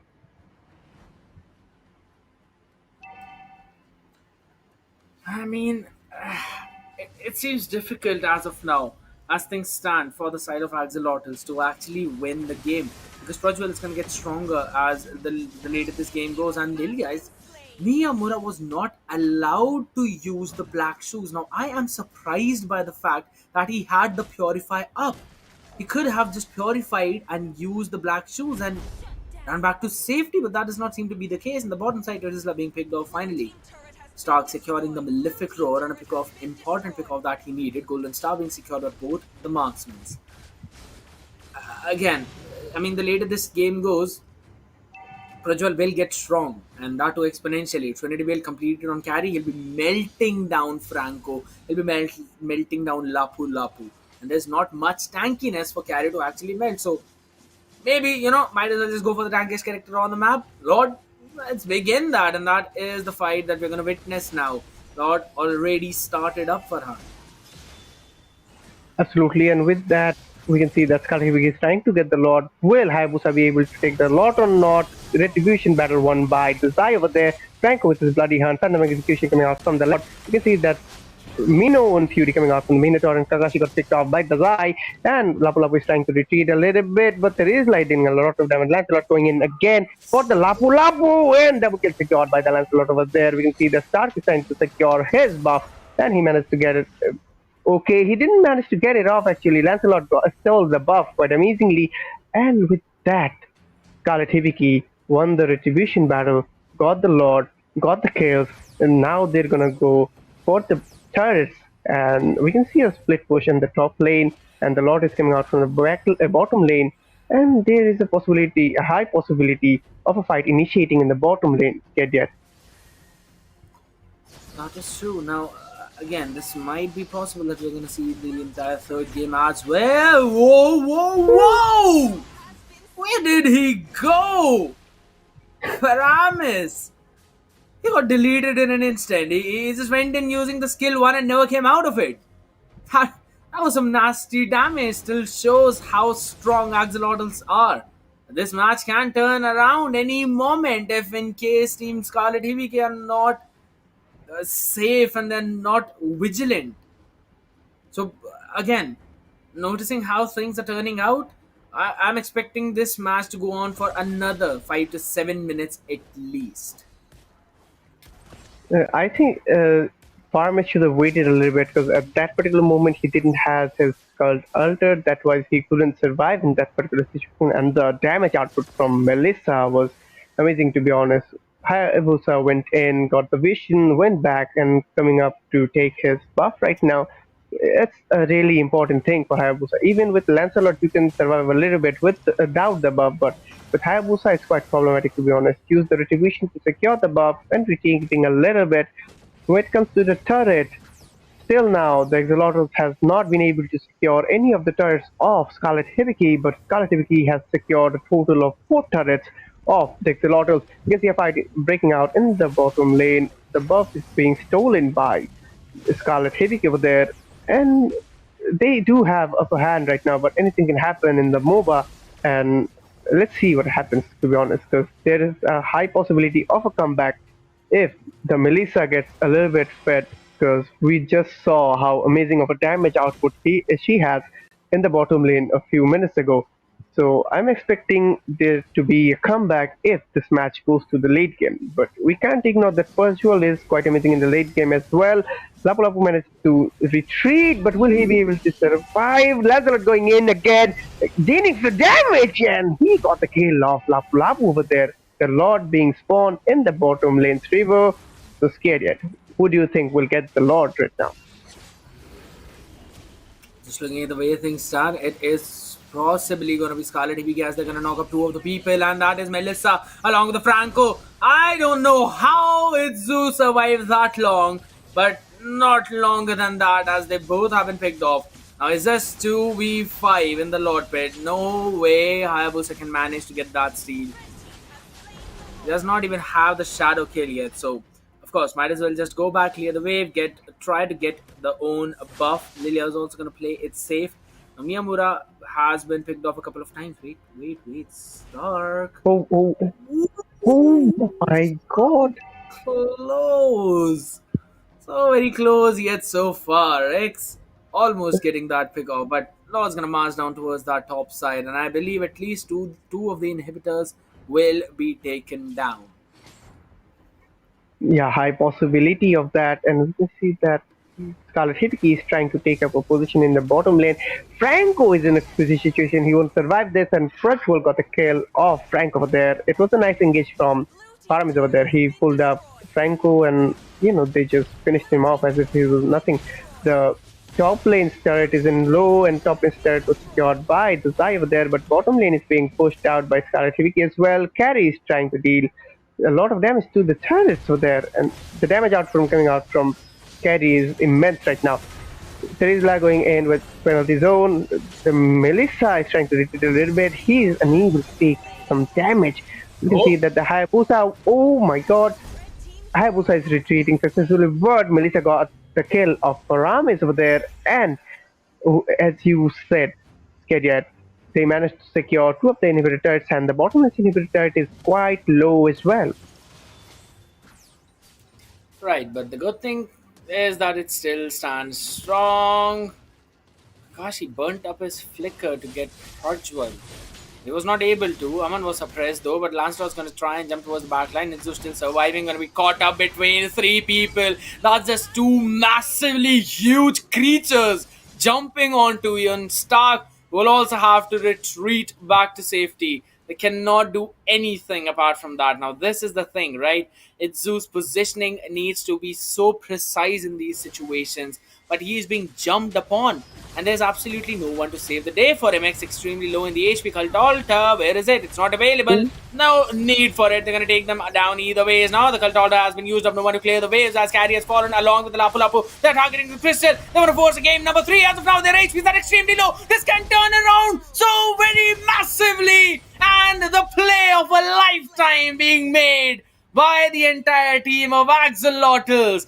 They survive and they stand solid. Over there, Scarlet Hibiki were too desperate to go for the base, and they might have been able to do so, but the Exolotls defended their base amazingly. The damage output from the Hayabusa was immense, to be honest, and all of them tried to defend their base, but unfortunately, still now, the Exolotls have not secured any of the turrets yet. But things might change right now since they have, the Scarlet Hibiki has lost their momentum in the last fight. And we can see that the Axolotls are going for the Lord right now, but the Lancelot is taking a position around there, and there might be an attempt of stealing the Lord. Hayabusa going in again. Low HP Faramis. Faramis got picked What? off by Stark over there. Franco with the bloody hunt. Lava Lava got picked off by Prajwal over there. And we can see the Minon Dredge coming out. And the Lord got What? picked by Kakashi. Hayabusa got picked up by Lancelot, and three man down for the side of the Exolotls, and two, okay, just one for Scarlet Hibiki. It's going to be quite tough for the Exolotls to defend this base right now, Skadiat. I think so. They should be able to do that since the Lord will be standing strong in front of them. She should be able to clear that wave out. Yes, this Lord was not for pushing the game, but only to push the game time a little more than what it was. But I don't think so that would be possible as Stark still is going to take 7 more seconds to pop off. Carry's targeting the base. Sandeep joins in. They need to shut them down. They take him out, but Lancelot still hitting the base. No more minions. How do you keep on doing that time and time again? That's why you are not allowed to survive that fall down. Says no. He still survives. I mean, play after play by both of these teams, just outworldly, outrageous.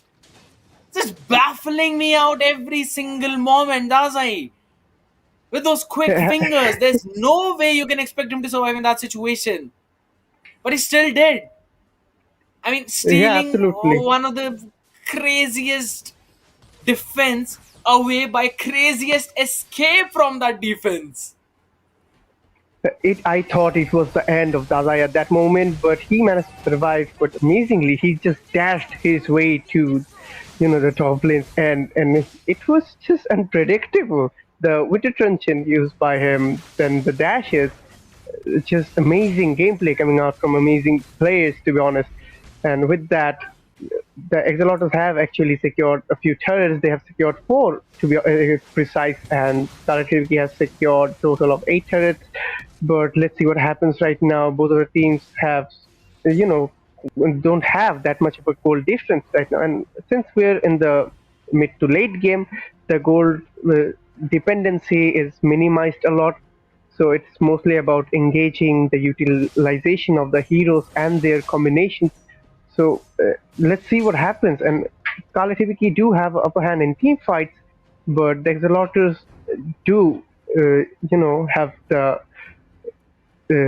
they have that mentality to win, and they're doing their best to still keep their base safe to go for the win. Skate. I mean, just sheer resilience at this point, and I've never seen a team show up this much of resistance for defeat. It's just immaculate. Just as I mentioned, it's outwardly and outrageous. I'm using all the words in my vocabulary that I know of, and yet it's not enough to describe what they have done at this point. But still, another Lord, priority in the hands of Scarlet Hibiki. They should be able to low it down, chunk it down. Lapu Lapu is still not in the fight. It's going to take him a while to join in at time. He needs to open the map, but what a suppression on for Aramis. They know who the problem person is, but Aman tries to go in on it. So forces out the wind of nature. He will be taken down. Legendary coming in for Lancelot. And that's Hayabusa being taken down. That's it. That's done and dusted. There is no way Axolotls would be able to defend it. No marksman available. Stark is off for the hook. That too on Prajwal. This could have been the hook of the game had he had the bloody hunt. He would have been basically saving the game for them. But Miyamura is gonna fall off using the Winter Trunchy and dodging away the Thorn Rose. But again, a ton of minions to clear. They would not be able to, but their resistance is insane. Absolutely insane. However, finally, Scarlet Hibiki shuts things out. They close things out, winning the game number 2, forcing the third. GG's. Like, GG's. That's the only thing that's coming out of my mouth.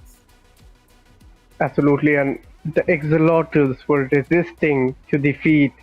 Like it was, you know, they didn't let their base down that easily. The fight that we saw previously, the base HP was pretty low. The Scarlet Hibiki were too desperate to lock onto the base, but the Exhilarating did come back in this situation. But unfortunately, in the last, Lord battle, they didn't manage to get the Lord, and they lost their jungler and their marksman. So it was unfortunate for them because there was no coming back from that, and it was a comeback for Scarlet Hibiki, to be honest, because it's a best of 3. Both of the teams have a score of 1, and this is the deciding round. The third round, they pushed it to it, and let's see what happens. Absolutely. I mean, everyone is excited for the game number 3, and this is how you want your semifinals to be, right? You want them to go all the way to the third match, and these teams are just putting up an amazing show for all of their fans out there. Make sure you guys are hitting the like button and spamming the comment section who your favorite team is, what are the most amazing plays, because there's the giveaway as well, which you definitely do not want to miss. So you need to be active in the chats, in the comments. And again, speaking about being active, the way Terizla was proactive in those fights, and the way that he was just making sure that he's onto the face of Itzu, it basically set his entire team up for a free hit over the Melissa, and everyone could just deal with the main priority targets that they needed to. But the main thing that I was saying was Minotaur as well as Terizla, both of them, they were just onto the Melissa, no matter wherever she was. Pretty big fan of Kugisaki Nobara, I guess. It's true, because we could see that they were trying to, capitalize the carry of that. And I must say, the hooks coming out from the Franco, those were just amazing. The engages hit that, but it was, yeah, at the very end, they couldn't actually hold on to it. But they gave their very best, and we could actually see that how desperate they were to have this win. But I think they'll come back even brighter in the next round. Since it's a do or die situation for both of the teams, to be honest. So the third round is the most exciting one, and we are here for excitement as well. So let's see what happens, Cadet.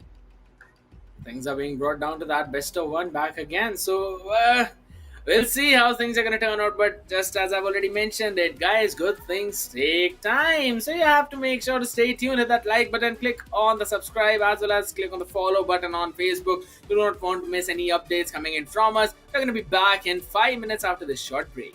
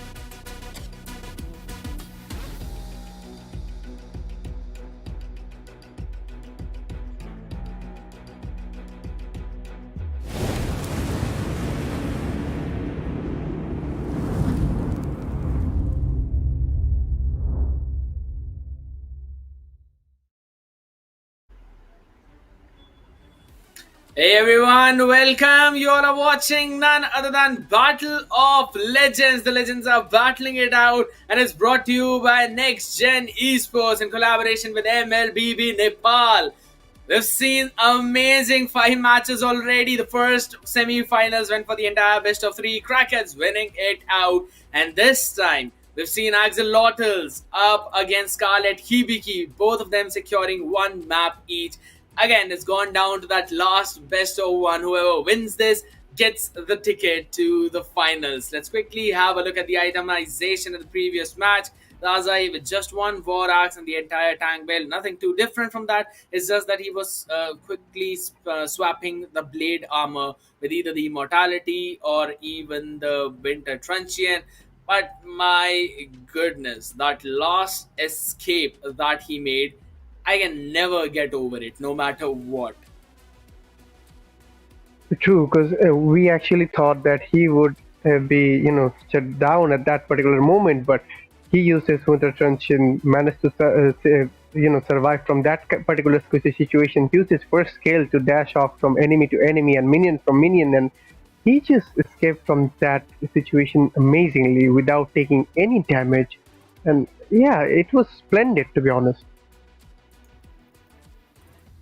Absolutely correct. And again, looking in this situation right now, we're gonna have a look at the itemization coming in from Axolotls. Now they did win the game number one, but in this one they had a few problems that now they would need to fix unless they want a hard time in game number three. Yet looking at the items, I believe everything is pretty decent, pretty solid. You are up against a carry, so you can't might place that more tanky items in your arsenal. It's fine. Anti-Curious along with the Dominant Siege with recent build from Sandeep as well, pairing it up with the Bloodlust Axe as well as the Hunter's Strike. So solid one, doing pretty good with them. Again, Itzu with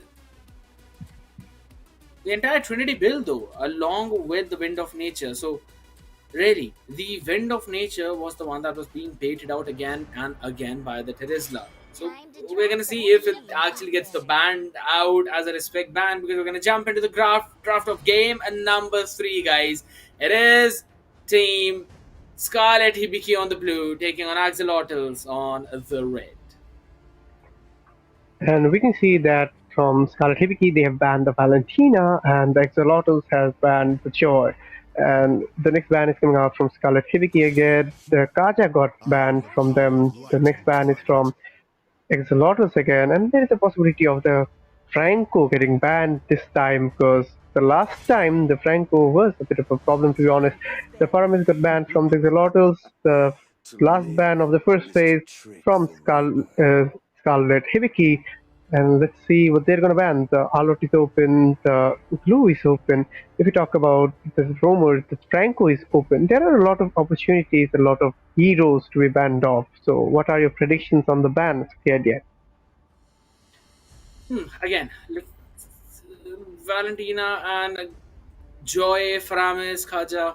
Solid bans coming in, and Faramis being banned out by Axolotls shows how problematic he was being in that, you know, mage position, wherein you would have to use a ton of resources to actually take him out. Otherwise, he would be just using the cult altar to stop your entire progress. However, at this point, Yuzhong being banned out as a respect ban along with the Arlet. Pretty solid bans. The Novaria is still left opened up, so I am expecting them to pick the Novaria or maybe the Franco for themselves if they want to. I think the Franco would be a better pick in this particular situation, but the Zai is gonna go for the Lancelot again. And we've seen how amazing of a Lancelot he is. I'm still, I still can't get over that clutch over there, to be honest. And the next two picks is coming out from the Axolotls again, and they can go for the Kufra because that will be a pretty good counter for Lancelot. But the Franco is still open, so that can be used as well because the Franco's Buddy Hunt is a pretty good suppression skill that can be used against high mobility heroes, and that can be utilized. If that can be utilized properly, that will be amazing. But yeah, the Mincetar was open, and Kakashi is going to go for the Mincetar, and Itzu is going for the Brody. We know that Mincetar is a really good counter for Lancelot. So in team fights, Lancelot is gonna be facing a little bit of problem if Mincetar calls King's Calling. What do you think, Skadiat? Will Mincetar be able to stop this Lancelot? Possibly he should. He needs to. Because we've seen the skills of Daza in this situation. He can literally dash away. Even from the King's calling, I don't think so he would be very easy to catch up. But if he's caught in that, he should be picked off. However, I am sniffing an early Beatrix pick from probably in this case because it was banned out in the second half, but for now they're going to secure the Eve. And that is a very good pick coming in, though they're going to stick with the carry just like the previous game.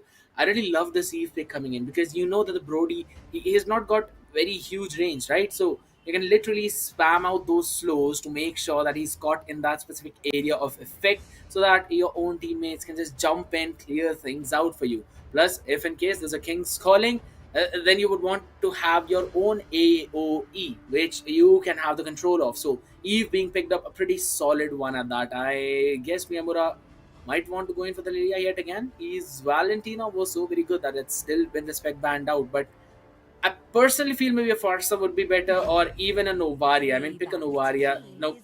They say directly nope to my face. Locking in the Farsa. Solid counter to the range. However, since the Yuzhong has been banned out, which are the heroes that can actually pose a threat to Farsa?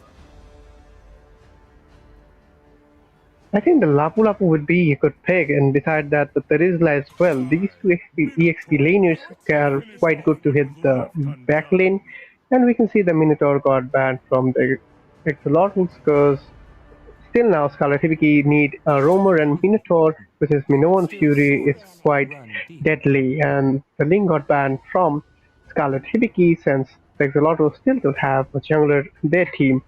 The next ban is coming out from the Axolotls again, and I think they might go for another Roamer over there. What do you think, Skadiat? Because there are a few options open, and the Franco is still open. Do you think they should ban the Franco right now?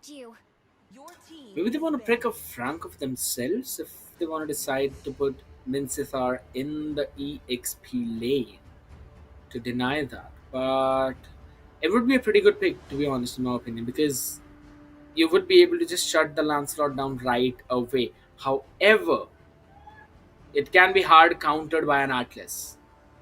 You don't usually see him a lot in these days, but a Franco can be hard countered with it because whenever a Franco uses the bloody hunt, you would expect them to actually club up two or three people around Franco to finish that one person who's caught off. So that is the perfect time for Atlas to get in a good fatal link, setting up on two or three people. But as of now, Prajwal probably gonna ban out the Fredrin. Maybe he should. Oh, he's gonna take him with the Hayabusa. Alright, works fine. Lowering down the hero pool for Stark.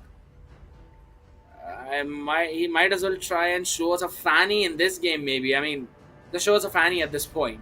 That's the only one remaining. Has gone through the draft as well. No, he's gonna lock in the bait. A pretty solid tool. Deadly Cats is gonna do a ton of things, especially with that utility that he has. Stops the engages and can even shred those towers using his own passive. True, and we can see that the Lapu Lapu might get picked from Scarlet Hibiki over there, and besides that, they still need a Rumor. The Franco is open, and I'm expecting the Franco. But besides that, the Digi can also be a good option for them since the Mincitar, the Farsa, the Bane, they all have good amount of damage and crowd control, so that can be countered by Digi, but that will actually minimize their team's durability. And we can see that Akai got picked from the side of Scarlet Hibiki, and that'll be good to engage in the back lane, but I'm quite not sure what will they do with the Mincitar over there.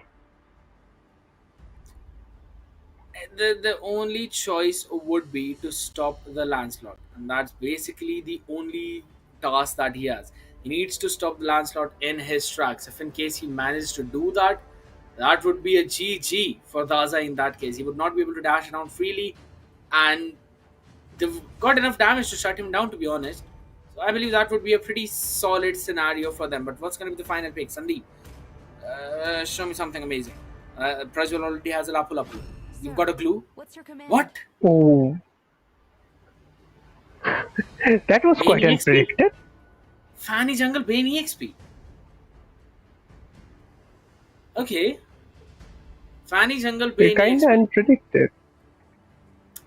I mean, I was expecting Fanny Jungle. Being very honest with you, I did mention it out that they might as well go in for the Fanny Jungle. However, Bane in the But the EXP Bane lane is EXP, something. Yeah, that is something that I did not personally expect. So we'll have to see. We will have to see.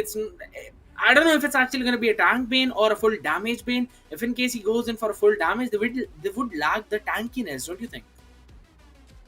I think so as well, because if he goes for the damage, he can actually dominate his lane a little bit because of his first skill, passive. But he'll have a hard time sustaining in the team fights because he's quite squishy, to be honest, when he goes to the damage build. And if he goes to the tank build, he'll be able to survive, but he won't be able to go that aggressive in his lane. But there is a possibility of Bane going, focusing on the split push or focusing on the turrets mostly because he's quite good of a lane pusher.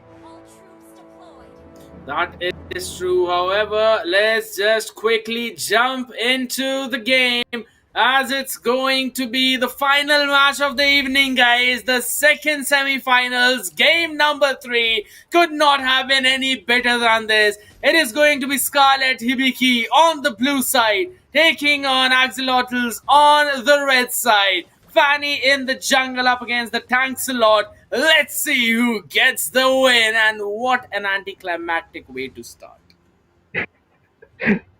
So with that, we'll be waiting for them to, you know, end the pause. But before that, if we talk about the whole scenario, the whole lineup, we can actually predict that the Exolotls are going to go quite aggressive since they have a fan in their team, and Misitar is a pure counter of Lancelot. So overall, I think they can go aggressive. And since Fanny is going to take her buff first, I think we might see a fight coming out after this break.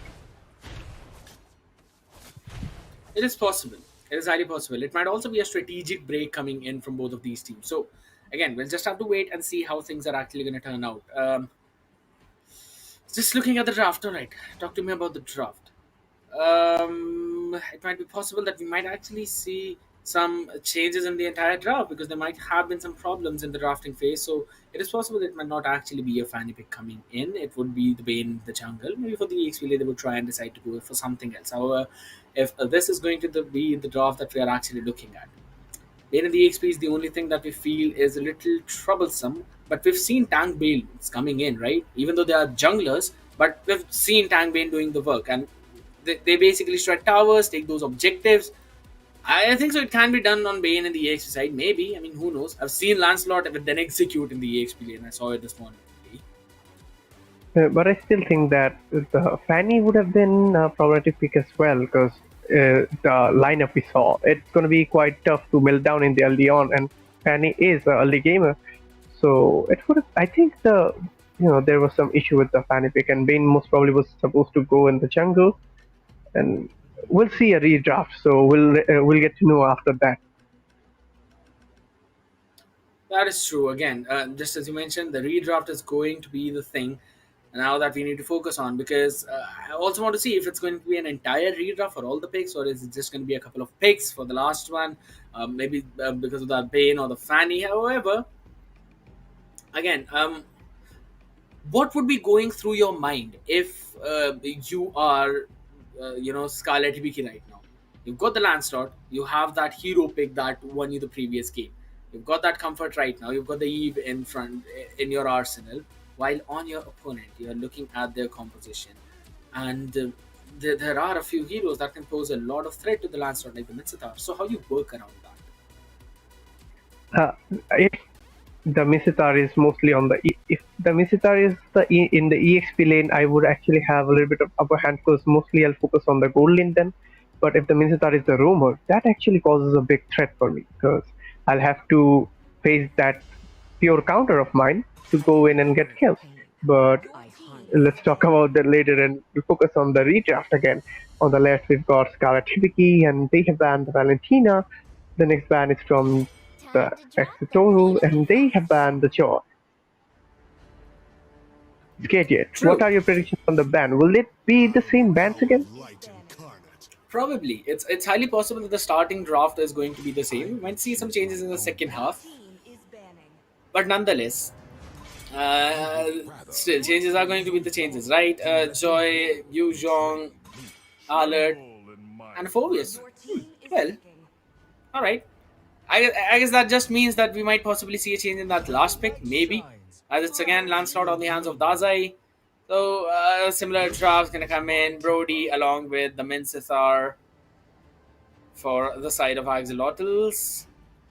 However, Brody is going to be up against a carry in that EXP lane. Sorry, not in the EXP, my bad. It's going to be the gold lane. So now both the heroes are pretty solid. However, it's just as we've talked about, right? Carry gets the power spike in the mid game. Brody has the peak power spike in the mid game. So if Axolotls play around Brody, if they make sure that the Brody gets additional farm, he's the one who's on top, then they would be able to get that snowball in. Mm-hmm.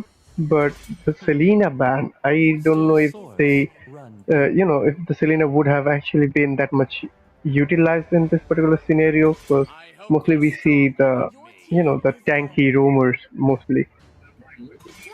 So we can see that the Sun got banned from the Axolotls, and besides that, the Scarlet Hibiki have banned the Ling and Angela. The Bane got picked by Stark from Axolotls, and the next two picks are from Scarlet Hibiki, and Akai and Lapu Lapu got picked. So, as you said, Kadiat, it's mostly the last pick, which was supposed to be maybe the rumor, and they actually had the problem with that pick, and they went for the Fanny.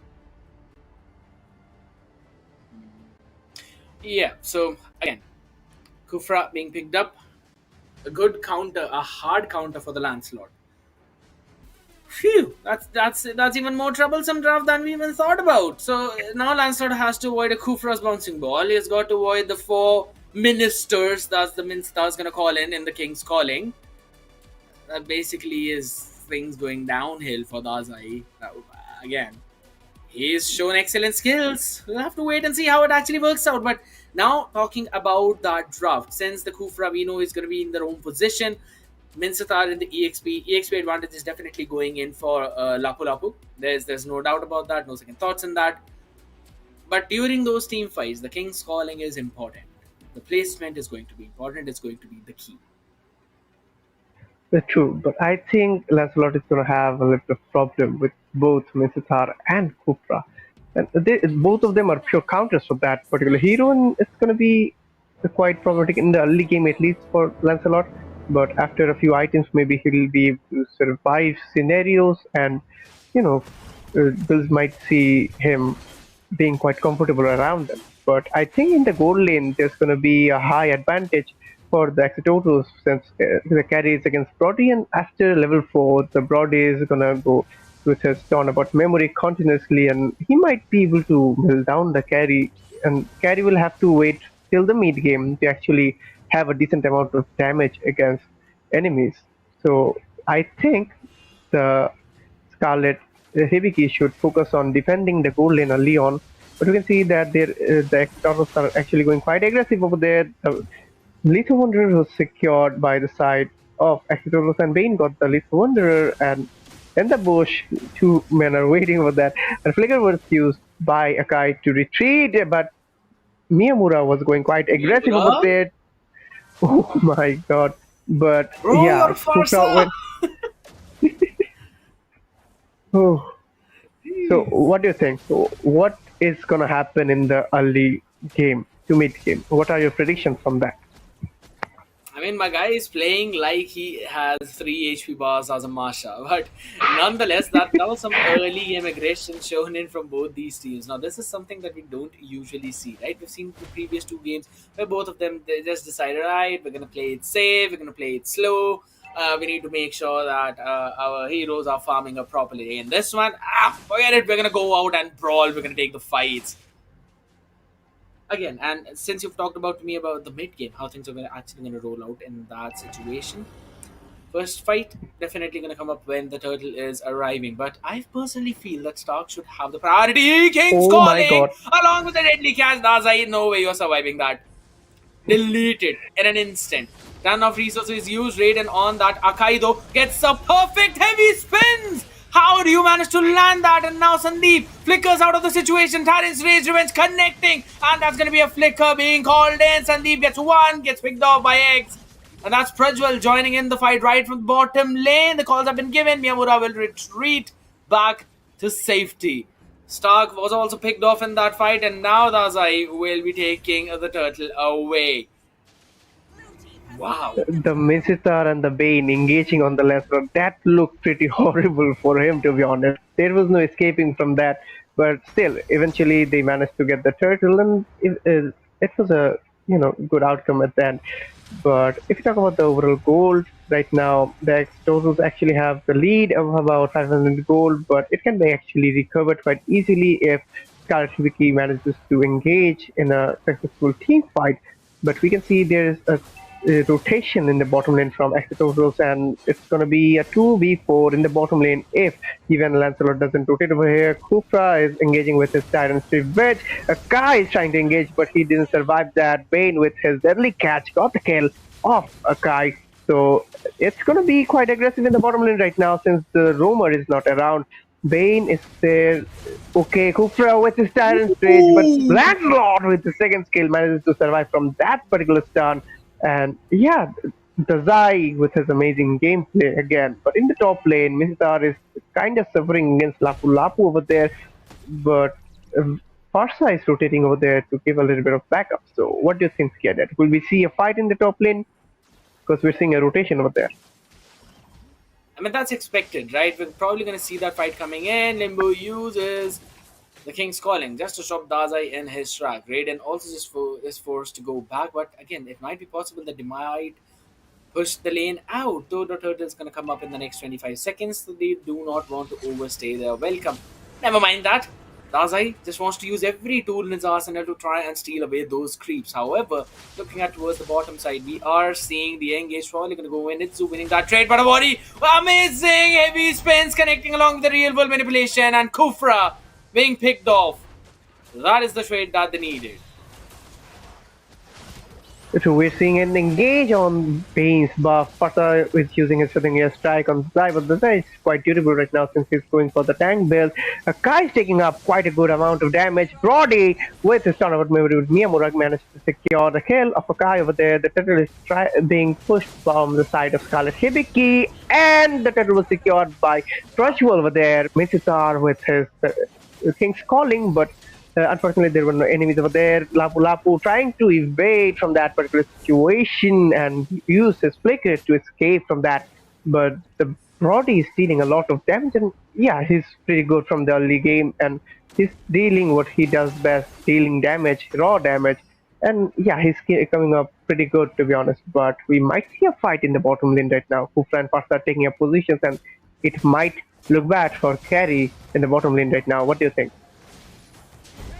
I mean, that's just Sandeep being picked off towards the top. He's going in for the damage Minsitar pick, and that was a good pick off coming in since someone will now be able to take that turret in that top side. However, the bottom one was quickly traded. It's been secured in by Axolotls. So this game is much more equal. The fight is going to break out. Miyamura is so very low in the HP. Just quickly flickers out of that situation as real world manipulation. He wants nothing of it. I don't want to stay in that. Now Ice Cream Mod has also been picked up by the Eve. So it's going to be even more deadly in those RWM, sorry.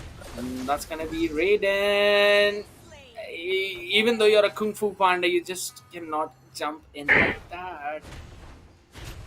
Yeah, I think it was a bad initiation coming out from Akai over there, and that's why he got punished and gave his skill. But if you talk about the overall score, it's not that much of a difference right now. It's a 4v5, where Scarlet Hibiki has the score of 4 and Axolotls has a score of 5. The gold lead goes to the side of Scarlet Hibiki since they have about 500 goals of a lead. Still, they're trying to hold on to it. The turtle is going to be spawning in the bottom lane river in about 10 seconds, and we'll see a fight over there pretty soon. But in the meanwhile, the Axolotls are actually holding on to positions in the bottom lane bushes, and there is a high possibility of an ambush over there yet. That is true. A high possibility for an ambush, yet we're not seeing any major engage. Oh, I said it way too early, casters, because that's going to be the hidden stage connecting. And Raiden, with those heavy spins, going to push back Kakashi into an awkward position, but the fate of their strike is at a perfect spot. But look at the turtle. Deadly catch being used up. Last not still seals it away. Dazai just doing things with his own style, own fashion. And mid tier 1 will probably fall. True, and we can see that it just melted down, to be honest, and we can see that Pain is going after the buff of Lancelot over there, and he managed to secure it without any kind of competition over there. And Lancelot really doesn't need that much of the blue buff, to be honest, compared to other assassins when he is going after the tank build. But we might see a split push from Lancelot in the bottom lane, and we can see that all of their teammates are actually rotating towards that, and it's going to be a yeah, it was a successful push over there.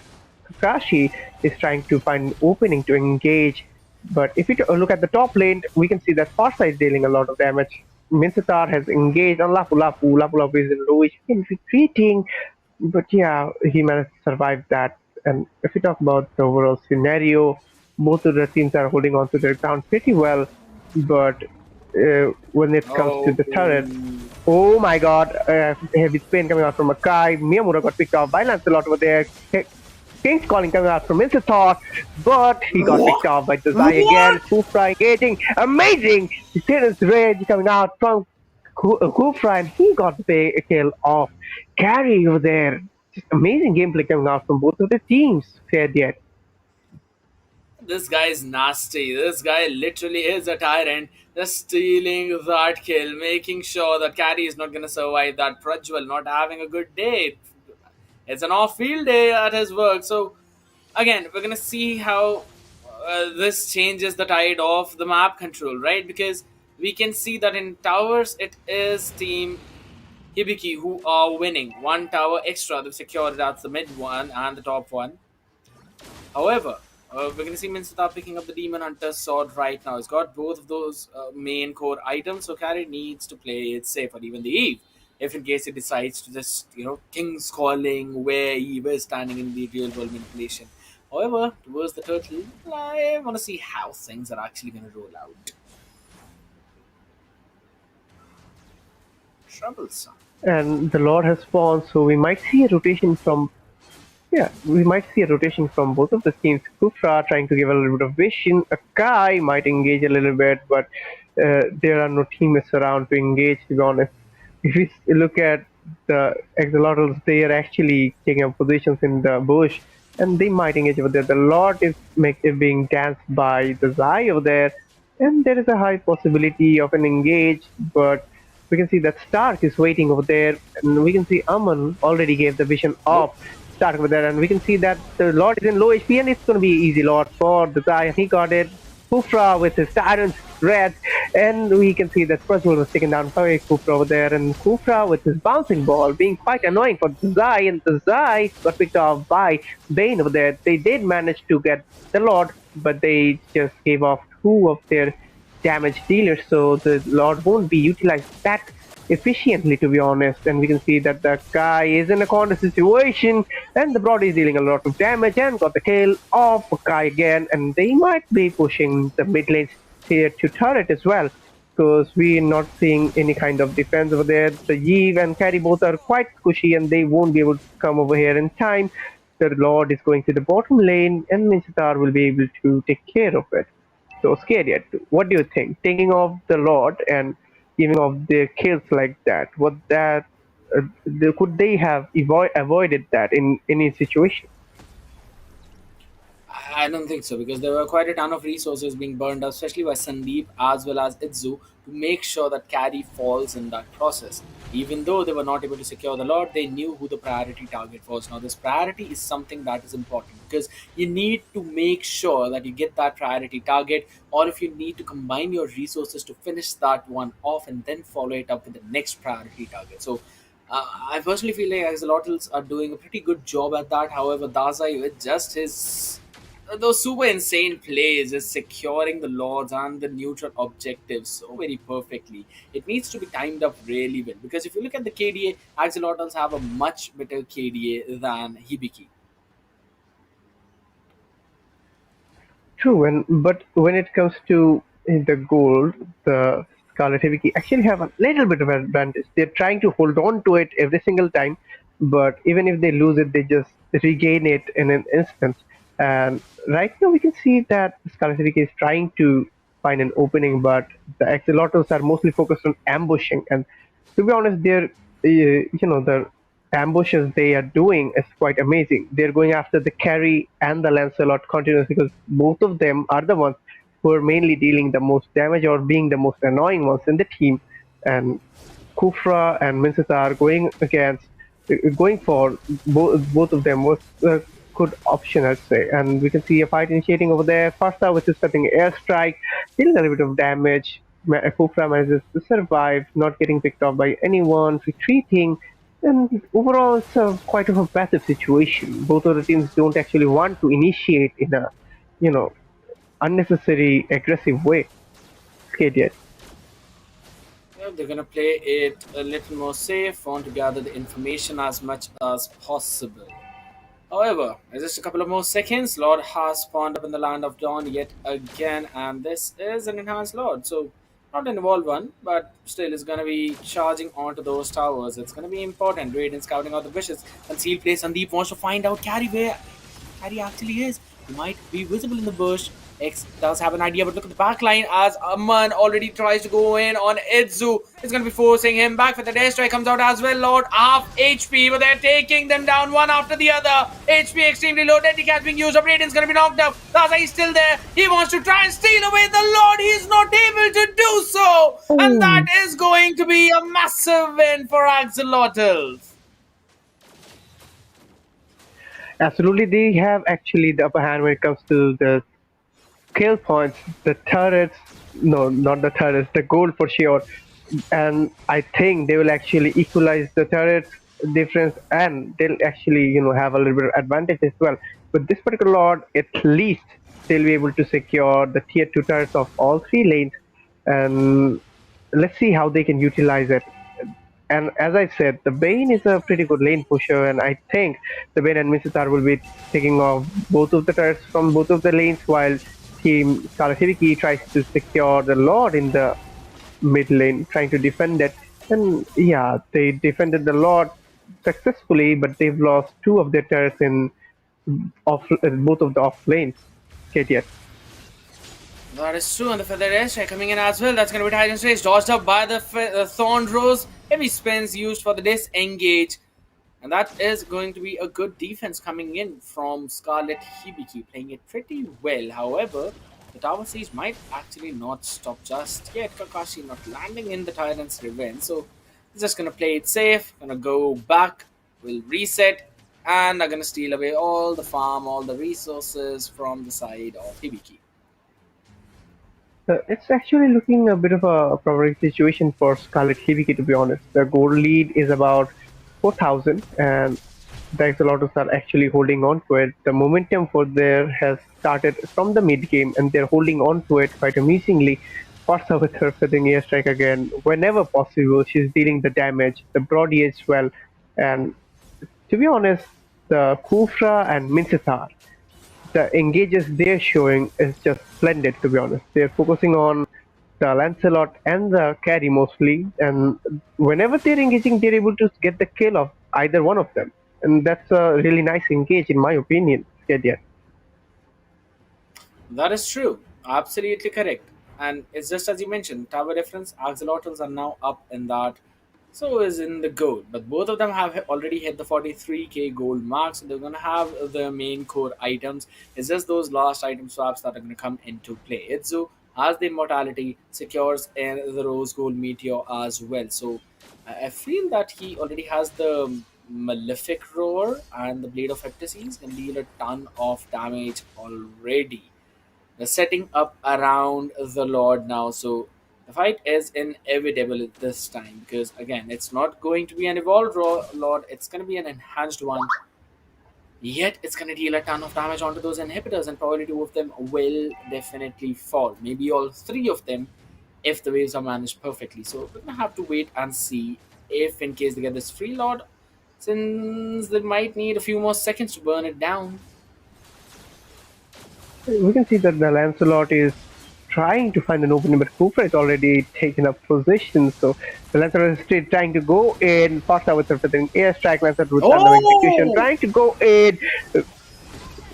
Real, What? he's calling coming from the Mizar. Oh my god, the Lord was secured by Stark over there, and we can see that they got a repop up of Kashi. Aman is trying to, retreat from this situation, but Bane and Mizar is not going. Kufra with his Tyrant's Revenge got the kill of uh, um, Labu Labu over there. Akai is trying to retreat. The Mizar, the Kufra, the Bane, all three of them did an amazing job over there. Bane just melted down the turret as if it was nothing, along with Brody, and the Lord is coming out from the bottom lane. And it's not looking good for Scarlet Hibiki, to be honest, yet. Not at all. Plus, it seems that Carrie has already popped up the ultimate, so would not have it to lower down the Lord in that HP. And the minions are going to barge in from all of those lanes. And just as I said, all three of them will probably fall. As for the airstrike, used up to zone them all out. Mid inhibitor, 1 HP, standing in. Bottom taken down by the Lord. King's calling, available flicker. Not yet though. And that's going to be the third and the final inhibitor being taken down. Lord finally being chunked down to 0 HP. Real world manipulation comes out. Kakashi seems to be in trouble. And that's going to be the deadly catch being used up to knock up X in his own ultimate. But the damage has already been done. Radiant has fallen along with Kakashi, but minions are still there. They want to follow him for even more. For the death strike! Oh, One shot! Prajwal with the flicker of his lifetime escapes from it. yeah, it was a pretty yes, it was a pretty squishy situation for her, and Carrie managed to survive with the flicker. But right now, if another engage comes up, it's going to be a problematic situation for the Carrie because she doesn't have anything to escape, and we can see that Scarlet Hibiki has lost all of their inhibitor turrets, so they're going to be facing a little bit of minion pressure coming out, and the next objective is going to be hard for them to compete over because they'll have to look over the lanes as well because they can, the axolotls can actually do a backdoor as well. So it's pretty problematic of a situation for Scarlet Hibiki in this particular situation. That is true. That is true. 60,000 to 53,000. Go lead in favor of Axolotls. All three inhibitors broken. Dazai is not getting as much value out of his Lancelot in this game since there are just two hard counters for him. That's Limbu, Sandeep Limbu, and Kakashi. So again, I can feel what he's going through right now, right? You would want your other team members to actually try and find that opening, but it is just that Axolotls are not giving them any. If Lapu Lapu tries to jump in, there are a few tools to actually just shut him down in that specific place. They've got a ton of resources for the disengage, and the best one, the deadly catch. Prajwal finally picking up the Athena shield, respecting the damage from the Farsa. Just a couple of bombs, and he would be finished off right away. I mean, I've faced a full build Farsa, right? If you're a marksman, forget it. You're gonna be bombarded with those bombs. One shot, and you're down to 15% of your HP. If the lightning truncheon passive hits you perfectly as well. So, nonetheless, another lord in front of us, another fight inevitable. We can see that both of the roamers are actually trying to give a little bit of vision, but Akai is actually facing a bit of problem to sustain over there. And Kufra is waiting for the Lancelot most probably, and yeah, Kufra with his bouncing ball against the Lancelot, but Lancelot is actually trying to ignore the Kufra and going for the Lord, but we can see the Stark has just started going for the Lord, so it's gonna take some time to melt this one down. Until then, I think Akai and Lancelot won't be going that much in, but we can see that Miyamura is actually trying to take up some position to deal some damage when the fight engages in the bush. And Kakashi, Miyamura, all of them are actually waiting for the carry and the Lancelot to engage so they can ambush on them, and the Lord might get resetted over there. But we're seeing a Oh, fight over there. Heavy heavy spin coming out from the guy over there. Miyamura is in the squeezy situation. Deal with revelation coming out from the Eve. Miyamura got picked off by Kazai. And Raiden got picked off by Bane over there. And we can see that Pulapu is engaging. But Lancelot is dealing a lot What? of damage. And, oh my god, immortal pop up of Itzu. Low Itsu! HP. The Zai got to pick off. It's over there, and we can see that Akakashi is in low HP as well. Stark? Stark? What are you trying to do? He might want to just end the game as once he takes down the life of Eve. It's just Carry and Dazai remaining up against Stark. Will he survive that? That's the immortality being popped up by Prajwal. He wants to make the distance. Uses the light field mark to slow him down, but Stark wants to go in for the chase. Gets the monster kill. And it's just Dazai remaining. Both of them have the immortality. He needs to clean the wave as all of them will be marching down the base. And if they go in, then Stark would be able to clear it out. That's ready to catch. Dazai being shut down. Wave's gonna crash in. That is the Winter Transient play being used up. Dazai low HP. And Stark decides he wants to go in for the mid one, but it is enough time for Raiden to spawn. Holy smokes, these teams are not stopping at all. Phew. It was a nice decision for Bane to just wait over there. He got to pick off Carry, and yeah, if Akai didn't spawn over there, that might have been the end for Scarlet Hibiki over there, to be honest, because Bane is a really good lane pusher, and Lancelot is going for the tank, so he wouldn't have been able to stop Bane over there. And the Lord is being danced over there with from the side of Axolotls, and Akai and Lancelot, both of them are trying to go for the Lord, but it's quite confusing who'll get it because we know that Dazai is pretty good with his retribution as well. Yeah, yeah. Timing needs to be perfect. Oh, Just right now. Found the angle, stole away the Lord, and Sandeep has been picked off. Beautiful. It's just beautiful down to the last minute of that play. Set up by Raiden, making sure that he forced out the King's calling from Sandeep. X just slowing them down with his carry, going in for those auto attacks. Aman, absolutely, man. Perfect play, perfect execution, and a perfect steal by Dazai. The way he was finally set up, and he might actually be taken down. He needs to play it safe. Kakashi is right to take a push, though. right now the Lord is coming out from the bottom lane. I think the bottom lane inhibitor turret is in trouble, to be honest. I don't think they'll be able to take care of it, but they might also lose the top lane inhibitor as well. Lapu Lapu goes in with his bravest fighter, Kupra with his Oh, Tyrant's Rage, and Lancelot going in again. Lapu Lapu got picked off by Bane over there. Itzu is in quite low HP, but Wind of Nature coming out from him. Kai is in low HP, yeah. and Bane is going after him. But amazingly, Akai manages to survive that. The Lancelot is trying to push the topless inhibitor, and he manages to do that as well. But yeah, the third differences that were for both of the teams, Scarlet Hibiki manages to minimize that. Right now, there is just one turret of the Axolotls in the mid lane. Besides that, both of the teams don't have any other turrets left. This game is never ending. It is a never ending game. Just one mid lane inhibitor standing. That's the only turret in the entire map. Miyamura secures the Holy Crystal. I mean, show me the item swaps at this point.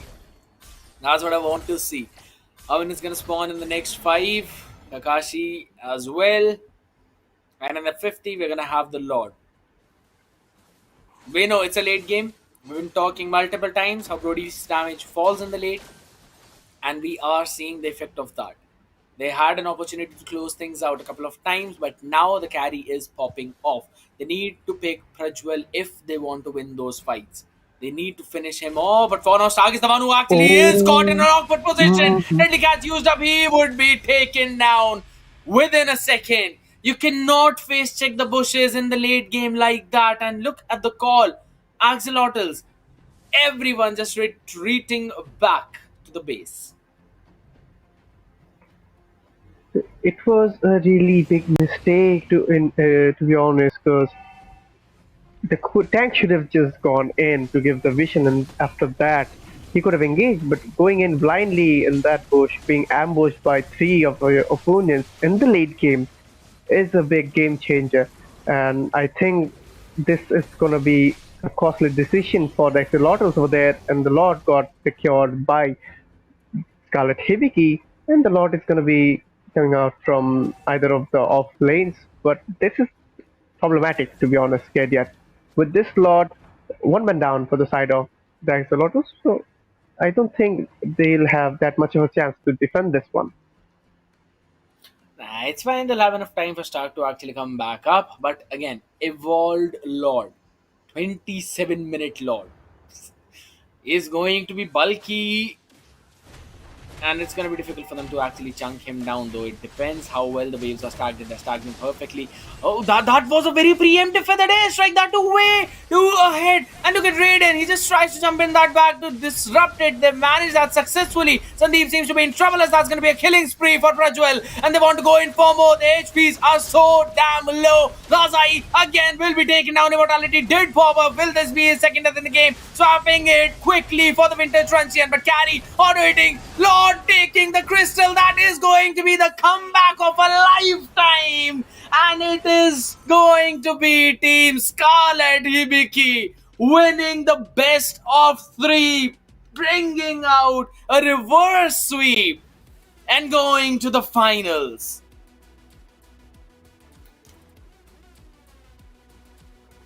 God, The it's match went for a insane. long, long time, to be honest. It was a never ending match, to be honest. Yeah, absolutely. And yeah, finally, Scarlet Hibiki did manage to win this match, and they they are going for the finalists. And we've got two of our finals today. The first one was Crackheads, and the second one is Scarlet Hibiki. But to be honest, yet the last match and the last round, it's just I'm just speechless to see all of this. The never-ending match finally ended, and yeah, Scarlet Hibiki managed to lock onto the base and secure their position as our finalists of Battle of Legends. Absolutely. And now they're going to face the Crackheads tomorrow in that grand finals. But again, coming back to this match, talking about this one, extreme late game, right? Could go anywhere. But what was the reason for it to fall into the hands of Scarlet Hibiki? I'm just going to bring it down to that one point where Bane moving in that bush without any support. That's the thing. Had there been even a little bit of a support with him, or had his teammates been a little more close to him, they would have been able to disrupt the entire formation. Because at the end of the day, Dazai, yes, use your King's Calling. He's done for. Use the bouncing ball on him. He's done for. And the Tyrant's Revenge is the perfect thing to actually knock him up and get the bouncing ball onto his face. And then there's a real world manipulation. Tyrant's Rage. You put her out of position, knock her up. Basically, real world manipulation is going to be left there without any bombs dropping on you. So that would have given them enough priority, and it could have turned around differently. But again, it could have. It did not happen, and that was such a perfect death bush setup by Scarlet Hibiki. I'm losing my words at this point. I've lost my vocabulary. It is just beautiful to see this match going for this long and it turning around in such a way. That is the comeback. Absolutely insane comeback and an insane reverse sweep. True, extremely true. And yeah, the last ambush was just splendid, to be honest. The Akai coming in from the back lane, the Yi with her yellow manipulation, the damage output. And yeah, Bane going in again like that blindly in the bush was a big mistake for the team. And if he didn't do that, things might have been different for the for the, we might have seen them going on forever. Who knows? I don't even want to fathom that scenario because it literally was never ending in that case. As soon as all of them got to low HP, they both decided mutually, all right, guys, listen, wait, we're low HPs, right? We're gonna die. It's 60-second timer. Let's back off, get his HP back, and then fight again. That's what they were doing the entire game. But nonetheless, that was another insane match that we had. And both the matches going in for the full best of three. Crackheads winning their match and moving to the grand finals. They were the first finalists. And this is going to be Scarlet Hibiki, who who would be the second grand finalist, facing them off tomorrow in Battle of Legends at the same time. I believe this would be it for the evening. Farhan, thank you so much for joining me, and it's been amazing casting with you. I believe I'll be seeing you tomorrow as well for the grand finals. Absolutely not gonna miss those matches at all, and it's an amazing experience casting alongside you. And so, guys, we'll be off. We'll be back again tomorrow with the grand finale: Crackheads versus Scarlet Hibiki.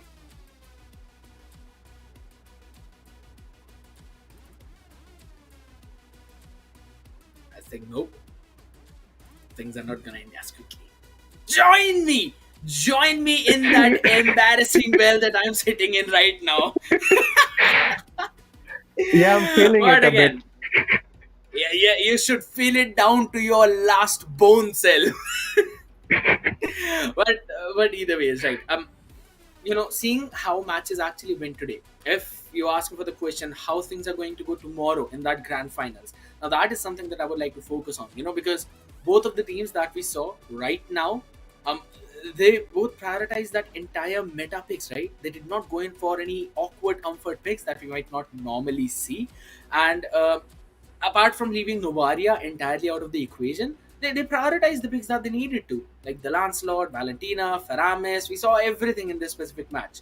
We even saw the Yu Zhong Eve, Farsa coming in. So it was an entire mixture coming in from both of them.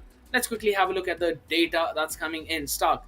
That's basically a Lancelot build coming in with the War Axe as the only damage item along with all four tanky equipments. It's doing extremely well. Blade of Heptases, Malefic Roar, Rose Gold Meteor, Athena's Shield, as well as the Immortality. Now, this build is absolutely disgusting for the mid game. But as soon as the game reaches those later stages, you lose that value, you lose that priority because the HPs of your opponents are so high that the Heptases effect is not quite seen a lot. So maybe just swap it up for a Blade of Despair in the late game, or maybe try and change things up a little bit, spice it up, maybe add a demon and a sword if you want to, because these are the things, these are the adaptations that I personally feel should have been there. Yeah, true. Because Brody is mostly focused on the raw physical damage. He's specialized from that particular thing. So the Blade of Despair would have been a good option. And okay, we're seeing the builds of Scarlet Hibiki right now, and we see the carry of 645 builds the Trinity build along with the Athena Shield and Immortality. A Kai with the carry of 1813 build up. Yeah, Anacurus, Dominus Eyes, Athena Shield, and Radiant Armor along with the Immortality. The Zai with the carry who was playing Lancelot was the carry of 637 build up all of the tanky items besides the War Axe, and Lapu Lapu with a KD of 2611 build all of the tanky items besides the Bloodlust Axe, and he built the quite normal build, the Enchanted Talisman, Asken Wand, Glowing Wand, Divine Glaive, and finally the Immortality. So yeah, they have a pretty good build, to be honest. Absolutely. And again, we're going to have a look at the brackets coming in. Crackheads up against Avatar. Crackheads winning the match. Scarlet Hibiki up against the Axolotls. Scarlet Hibiki winning that game. And now we're going to have the Crackheads taking on Scarlet Hibiki in the grand finals of Battle of Legends. Again, everyone is just so very excited, so very hyped up for this one because this will happen tomorrow. They've had an amazing journey. The Crackheads battling out with Inception, then Avatar, winning all the matches. Scarlet Hibiki battling out with Queen's Esports and the Axolotls, winning that matchup as well. So the finals is going to be extremely important for both of them. Now, that one thing is clear, that one of them is going to take the 18,000 diamonds. So I would have loved to be there, but then there's a reason why they are the pro players. I'm sitting here casting for them, but nonetheless, again, we did see the problems coming in, and they do need to fix on them a little bit. Their draft was perfect. However, there were just small, minor mistakes which they need to fix for tomorrow's game. Now, I believe that they've got the adjustments in. They will definitely show us up tomorrow. So, any last words, Farhan? I think it's gonna be a splendid game, to be honest. we've actually seen how amazing of a gameplay they can provide, and both of these teams are actually going to be facing off each other tomorrow. And I can't actually predict what's going to happen because their gameplay level, their strategy, the utilization is just amazing. Absolutely. And guys, do not forget to hit the like button as well as click on the subscribe button. And it is going to be 8 p.m. tomorrow. That's the timings of the grand final. Note it down. Take those notes. Set the reminders that you need to join in tomorrow at 8 p.m. Nepal time so that you do not miss any of that action in between these two giants, the top teams who would be battling it out. And again, make sure to join us as we will be taking our leave now. Finally, we've got the cue to take the break, and thank you so very much for joining us today. The audience have been absolutely amazing. Farhan, you've been amazing as the cast. I love the production as well. So we will see you guys tomorrow. Make sure to join in.